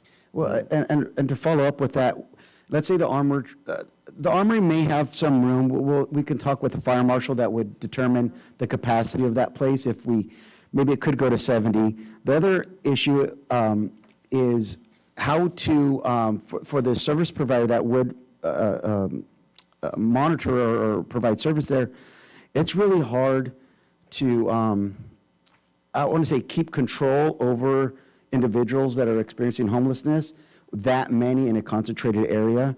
Then let's say you do open camping or something on the site. Now it's turning into, that would be a disaster if it's on the same site. Yeah, and I think it was Madam Mayor, or talking with staff, there's other options more towards the outskirts of town. And I think that when I brought up the Armory, that was the only vision in my mind at that time. I limited, right? So staff has provided some other options in that sense. And if we get to that, maybe that is an avenue we look at and debate again. Mayor, if Please you go mind. ahead. Quick note, also, I just want to be mindful of a few things. One, the number of homeless, it's a very fluid number. Somebody that's homeless today may not be homeless tomorrow, and vice versa. There's couch surfing, there's staying at a friend's house, there's, staying with a family until you wear out that welcome. So that number is very fluid, and oftentimes we see it go up and down. So we do see the numbers of what served as a navigation center, and so that is a good barometer. So to kind of answer that, provide some information on that. Second of all, about the increase in the number of beds at the Armory, I just want to be transparent and candid. As you look to increase that number, the cost to operate that would also go up. And there is a number, as Councilmember Beltran stated, as we've reviewed and studied up and down the state and looked at different operations and talked to different operators, that there becomes a number where it's very difficult to manage such a congregation of people. So I just wanted to make sure that I state that for transparency, that even if there's physical space, say to have 200 people inside the Armory, having on bunk beds, it may not function the best, and we may not have an operator. Because there's other projects around that are seeking to have concentrations, and they have difficult time finding operators for those. So I just wanted to... Okay, and Eric from Kingsview has his hand raised. See if we can let him in. Thank you. Yeah, I have you on mute. Thank you so much, Mayor. To go back to one of the items that Council and yourself brought up a moment ago, so we have 15 bridge beds, emergency beds in our partnership with the City of Porterville that we're happy to deliver. As and if the city enforces these ordinances, we're happy to receive and provide services to try and get housed as many of these Porterville residents as we possibly can. We serve upwards of about 100 to 120 on a daily basis, and we're positioned to continue to do so for the duration of the contract term. So, and ideally, if they are coming to our site, we might be able to produce unique client or resident counts for the city, if that's information that you would make use of. I don't know if that would fully capture some of the gaps in data that have been brought up, because we would have to actually have them come on the site in order to capture that data point, but something we'd be happy to supply the city if it was to support the initiatives. Thank you, Eric. And I'm going to go back on the meeting in October. Legal counsel provided us with a lot of information, with a sample of the restriction ordinance and a sample of critical infrastructure ordinance. And I kept those because I didn't want to read them again, because they're attached again over here as up in the packet. And there was an abundance of information, especially in the samples for the purpose and the definitions. And on the meeting of December the 19th, you provided us with the municipal codes, and they're very detailed. So that information is there with regard to the closing hours in the parks and shopping carts and the squatter camps as they're identified in the codes. So that information is there. It's been provided to us back then. We have it again in our packet, and everybody read it, correct? Okay, that's good. Now, legal counsel provided us with the ordinances from Morro Bay, which are tight. Yep. They're very tight. And I'm looking at it, could they be loosened up?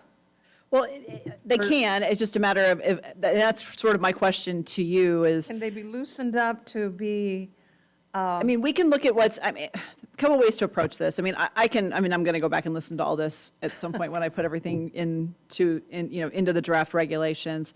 But is it the council's intention, first and foremost, do you want to prohibit unauthorized camping, however we define that, generally when there is shelter space available?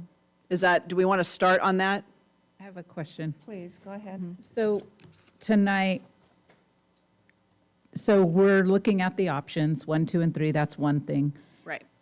Did we also need a decision on the unauthorized camping piece tonight? I just feel like that's more. So what I'm trying to do is, what I was hoping to do is get enough input from council tonight to come back with at least a draft Nothing's set in stone. We're not in, I don't think anybody's ready for a first reading. What I think would be good to do is to take whatever direction I have tonight and start really putting together, rather than just giving you samples. Okay. And granted, yes, I did give you, basically, that's just gave us a I bunch gave of- you a sample in the very beginning, but Yeah. that was just Sacramento's, right? So, Yeah. and I do think you've got a lot more information, and I don't, and Sacramento, you know, I hesitate to use the real bigger cities because they, you know, first of all, what you're seeing is a very small piece of everything they're doing because they have a lot more resources dedicated to these issues. I mean, I think, what was it that, I think Sacramento's count was 10,000. I want to say they have 10, and they're pretty sure that's an undercount, because that typically is what happens, because they have the same problems Porterville does with trying to actually pinpoint that number.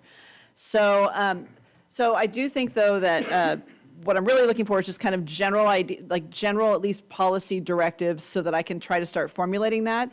And then I think the council, the next round, can kind of narrow it down a little bit.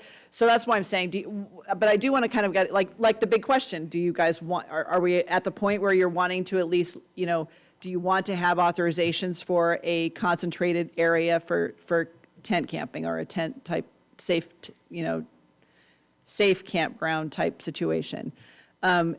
Do we not want to do that at this point? Which I think, you know, so that's big question number one, because I need to know whether or not to actually put provisions in for that, or leave the door open for that, or just don't worry about it at this point and not have anything in there about it yet, right? So that's one big question. Question number two, and I think we already have quite a bit of information that we can work off of, which is, you know, do you want to protect critical infrastructure, and how? And I think that we did get some direction, I think, already on that, which is very helpful. So I think we have, probably actually may have enough to, I thought that was going to be the hardest question. I think we already maybe have at least something to go off of there. Thank you very much, by the way, for staff putting together the diagrams. It's really helpful. And the list is really helpful. So unless there's something that somebody absolutely doesn't want to include on that, I would just go with what they have, and with the map that we talked about. And adding the sidewalks. Adding sidewalks In and, commercial districts. right. So and adding commercial districts, that was the other thing? In commercial districts. Oh, in commercial districts. Because I got the you. I was residential going to say, is we're already going to, included. right, right. So we can do that, but then the next part is the manner part, which is a little bit tougher, which is, are we going to restrict, you know, if we're going to prevent encampments, we need to at least have some regulations that kind of restrict the accidental ones that end up just kind of happening because we didn't put buffers in between campground spaces. Do we want to regulate to the extent Morro Bay does with who can be in that one spot? Or I've seen everything from just a maximum number to, you know, 2 adults, 2 pets in a tent, right? And keeping it tight like that Yeah. is what helps regulate and gives our staff the tools to regulate, right? Right. I do want to say, whatever we do needs to be clear so that somebody isn't trying to figure out whether, we don't want city staff guessing whether there's a violation or Yeah, not, and right? that's why I liked how tight and detailed they were. Yeah, Vice Mayor has a question. yeah. Oh, well, I think, and one council member might have mentioned this, but as we create the ordinance, I guess, you know, Mr. Ridenhour mentioned the numbers are fluid. That's a excellent way to describe that. But also, so is the challenge of dealing with this situation. So could we do something where we're progressively getting stronger or going with whatever we're dealing with in our city? Where it's not just like an ordinance and that's where we're stuck. So we can't, and so I don't know we how to word could, that. maybe, well, so normally what I would recommend, so to provide flexibility is you don't get, you try to leave some of the specifics out of the ordinance itself and allow that to be set by policy. And so we can do that, and a lot of cities have done that too. Actually, the critical infrastructure list is a good example of that. That's why we don't put the entire list in. I've seen quite a few ordinances that do are more specific, but I prefer the idea of having like for instance, Morro Bay and a lot of other cities have flat out said waterways off limits, like that's in their ordinances, but, which is not a bad idea, but we don't have to do that. And what they do is they leave the list of critical infrastructure out of it so that that can change, right? So because that is an area, we have a lot of, that list is long, right? Yeah. We may end up finding out that just due to, practical difficulties of where where the individuals are ending up, where they have access. You know, if it's too restrictive, we can revisit that list and say, do we really need to, or can we decrease space, or is it safe, or how can we balance those interests a little bit better so that that we're not prohibiting, you know, or they're ending up somewhere, you know, it's inadvertently causing them to end up somewhere where you don't want them, right? And maybe they don't even necessarily want to be there. So I think that you know, we can look for areas to kind of add that ability and flexibility, and that way we can adjust it if we need to as we proceed.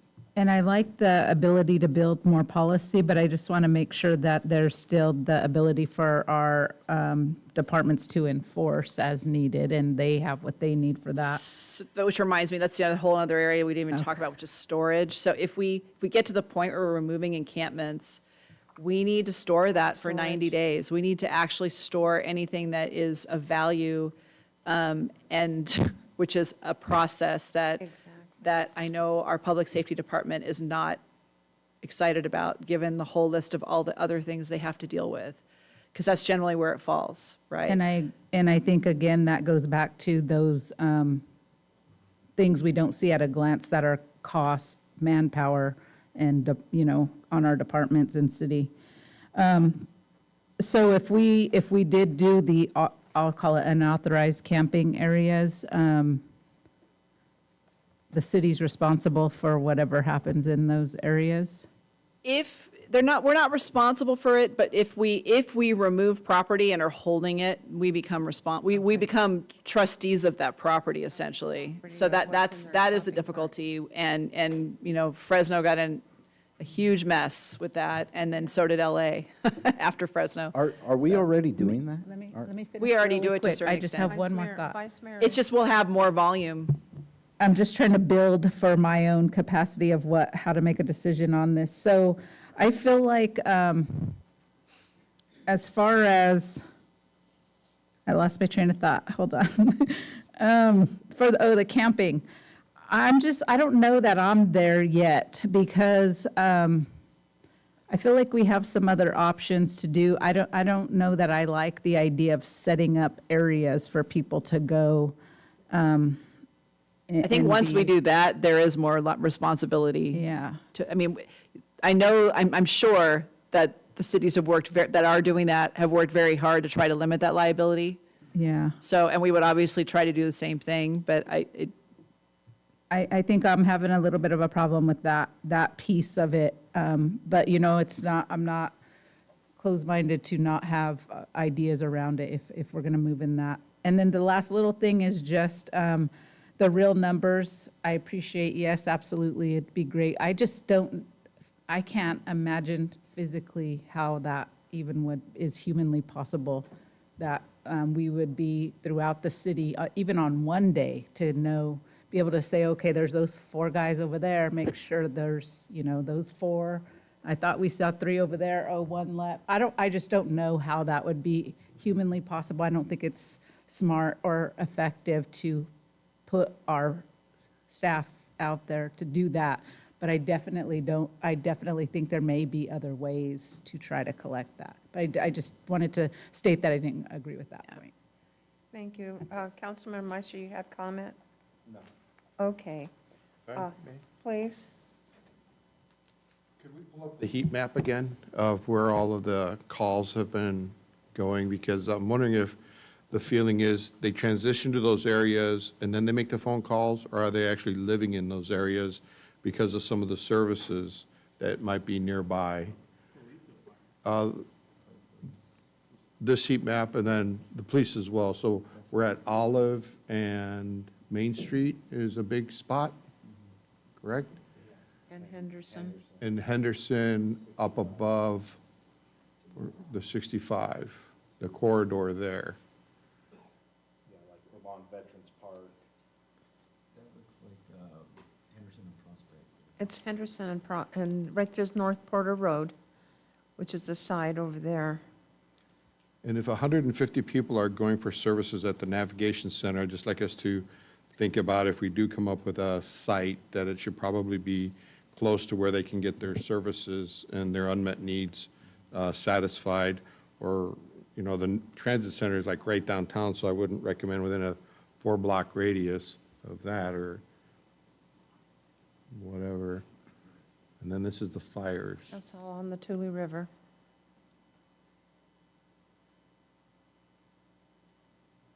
Thank you. And then I was thinking, if we had a camp place, could we charge them like $5 a month so they felt like they're actually owning and taking care of this spot?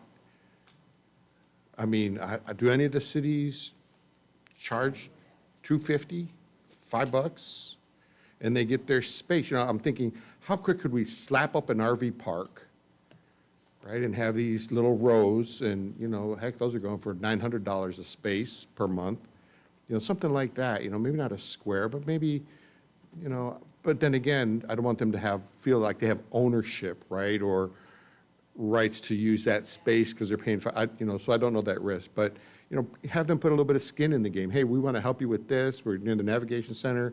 We're going to expand those programs over time. We want to help you. And if they don't want to be helped, how long are they going to stay homeless in Porterville? Is there a sunset to how much?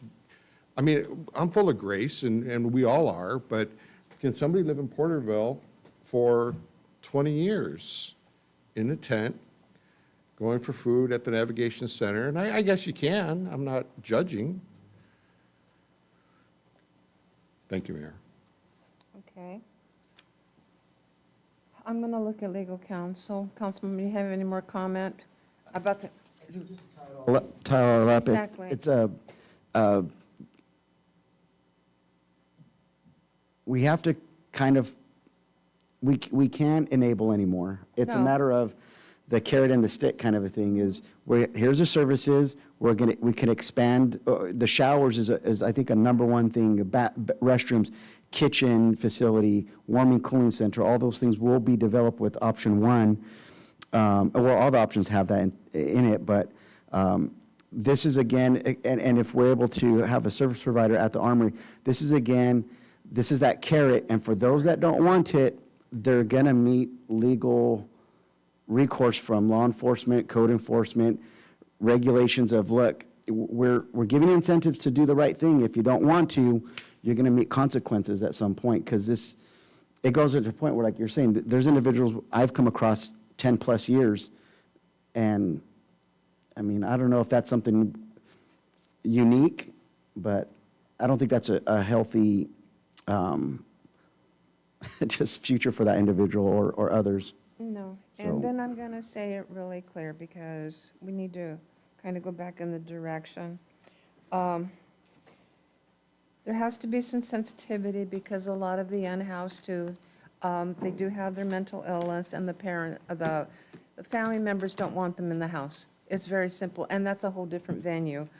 And they've been in facility, but they've been released from a mental facility, and they are not able to take care of themselves. So that's a different world and a different, so I'm going to look at this once again. I'm looking at the Morro Bay to be complete, please. Madam Mayor, if I may, going back to Councilmember Meister's question about the actual number, I agree. It would be nice if they had a checkbox for decline to participate. That would be really helpful. But I have to think that the point-in-time folks have some idea in terms of a standardized percentage of what they feel might not participate. Do you think that is a possibility? So it's varied throughout the years depending on who you ask, because some people, it depends on the community and how well people can hide as well, and how many families are part of your community. So families and youth do not look homeless. A lot of them hide in plain sight. So it just depends on what component, and they check by, depending on the services they're seeking. And so there's that they'll take that estimation saying, oh, okay, we do get a lot of families right now, or we don't. So it really varies on percentage-wise. So if you have a lot of families and youth, then that percentage is not as clear. If it's just like smaller communities that have 40 or 50 in the count, you obviously know the 40 or 50, so you can tell, well, we didn't count the 30 that we normally see here. So our community, because we have a lot of areas where people can hide in plain sight, that's really hard to identify. And also the schools, they do have like the homeless liaison, It depends on what definition of homelessness you're also asking about.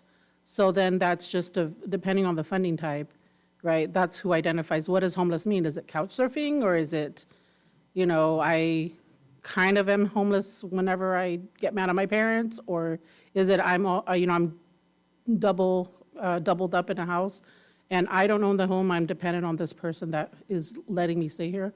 So all those complicated components make it hard to come up with a real percentage unless you kind of do a mini study and figure out how many of those families and who's serving them and all of that. So there isn't a number, unfortunately, that I can speak to right now.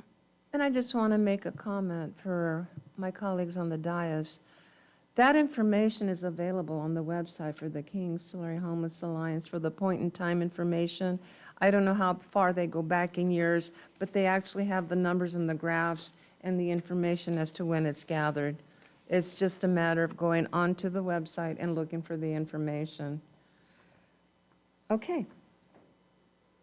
Council has had a conversation, and it seems that option one is a consensus of all of us here. Now, does council want to go with no authorized camping in city limits and go with as spaces available so that legal counsel can begin to frame? So I heard more than one time, like Morro Bay's has been cited. Yeah. I can start with that one. That one does do that, by the way. It does Okay. start with the prohibition on unauthorized camping when there's shelter space available.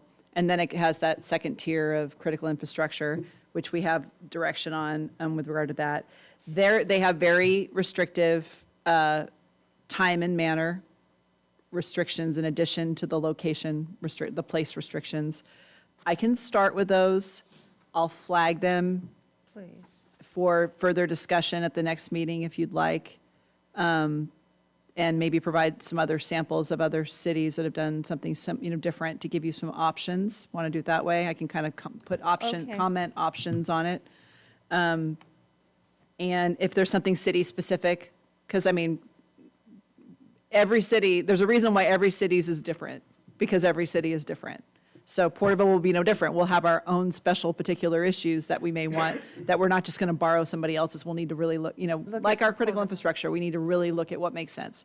So, and that may apply to these types of restrictions too. So if we flag something, I'll note that as well. And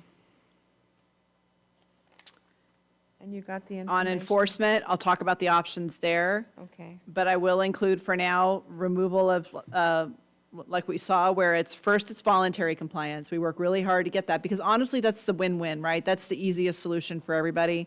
If not, we do 72-hour notice. And frankly, even after that, I'm sure there's probably pushing, we would look at ways to try to get them to comply with the 72-hour notice. And then removal of the site, which then triggers storage requirements. So we'll start with that.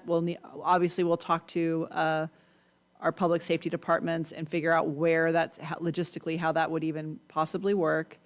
And then we'll also, usually what we do is we also include other enforcement mechanisms that we have available.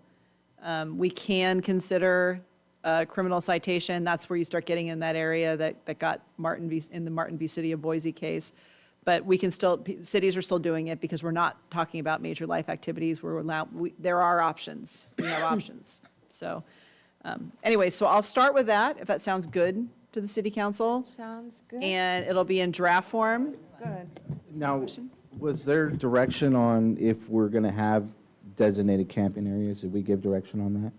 I haven't heard anything specific yet on So that. Good that's question. probably the last thing then, where we're at now? And so I think we should leave the option open for future, just in case, or emergency Sure. situation. So the way I'd envision that is, I would envision it ultimately being a separate ordinance, but I can make a reference to that the city, I'll reference it so that it's sort of set up for that way we don't have to try to change this one. We would be able to have sort of a separate one that provided for that with a tie-in is kind of how I'm looking at it. So it'll just be there sort of indicating that event. if the city council were to do this, it'll be does that make sense? That's kind of how I'd envision it. Yes. Is that enough Councilmember Meister, as far as you're concerned? Okay. It's not just me, it's the body, and that's Well, my I know, but for opinion on it. purposes of just framing something for discussion. is Yeah, that good? yeah, Okay. that's, I think that would work fine. Okay. Yes. Please?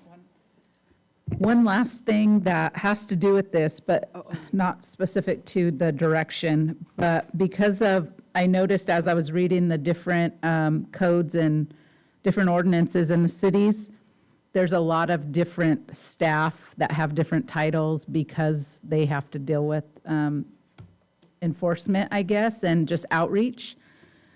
Would there be any type of funding, or maybe if we could just, I doubt it, but if we could just keep an eye out, which maybe staff is already thinking of, that type of support for the city, for various departments, I would think, as we move forward with this, the work, yeah.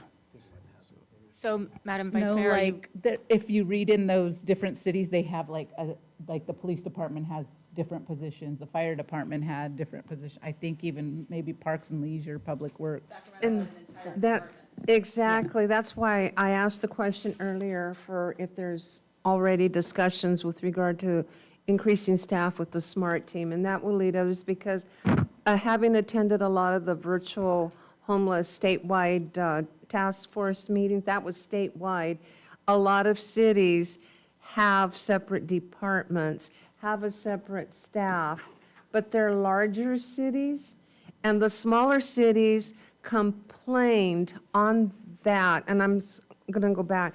The smaller cities complained because they relied on the county, and they didn't have the funds, and they were not in city limits. So there was a lot of discussion and a lot of different things that were brought to the table. While some of them can, the smaller cities couldn't. And the reliance of how important it is to work together. So I think we've had a lot of good conversation this evening. I want to thank the council members. Madam Mayor, can I, Yes. just one more point? One more. One more, maybe two, I don't know. Something I was talking with staff, and just Madam Vice Mayor kind of brought it up, and it made the light go on, but when cleaning up after transient encampment is set up, it's hazardous in many ways, and so improperly equipping our city employees or staff, would this be the time to talk about maybe incentives, hazard pay, boot allowance, glove allowance? I don't know exactly what the full spectrum is of this, but just thought, go ahead, Patrice, I could see you. Sure. We could certainly bring something back for council's consideration. The way we would handle that, it would be a meet and confer type situation. I'm sure it would be welcomed, but we could identify employees, positions that routinely handle those types of situations. And we could cover PPEs, we could cover like a hazard pay based on the similar structure that we have for other certifications, like a 2% or something that would really give them something for what they're having to deal with, because it is, it's a lot. It's a tough job, there's no doubt about it. Madam Mayor, also, Vice Mayor, you asked about funding for some of this enforcement and looking for funding sources for this general services type work. Unfortunately, as we look through many grants, majority of the grants are focused on being reimbursed or providing services to individuals experiencing homelessness. Really, on the enforcement side, it's much more difficult to try to fund a general services department in that way. And I'm just going to highlight, we could go on all, but I'm just going to say this. Well, how long ago was it that there was that volunteer community handbook that was put together when they wanted to do all the cleanups, and they had to they wanted some guidance and some guidelines so that they could be able to go out into the community, especially if it was an organization that would be taking students, how they would have to sign the liability, the release forms for that. So that is also in place, and that is available to the council if they wanted to look at.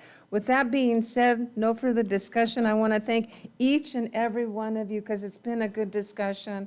A lot has been brought to the table. Thank you to staff and each and every one of you who are involved. I accidentally sent a photo to the assistant chief and to Mr. Moore. He was wondering why he got it. But with that one, that situation was taken care of. Patrice? Just a clarification in terms of the expectation of when you would like this to come back to council. It would not be the next meeting because No. we're preparing that agenda right now. I think is first And meeting in March Patrice gonna will be, work? Is that early March enough? will be good. Is that good? March will be good. Let's say first meeting in Yeah. March. I just feel like More- that's probably more realistic because Yeah. the next meeting will be here before we know it as well. And March will be good. The first meeting in March? And then I would like to remind the council that there is a swearing-in ceremony at the police department tomorrow morning at 8:30. At the police department. Is that correct? Yes. Yes. Okay. 7:54.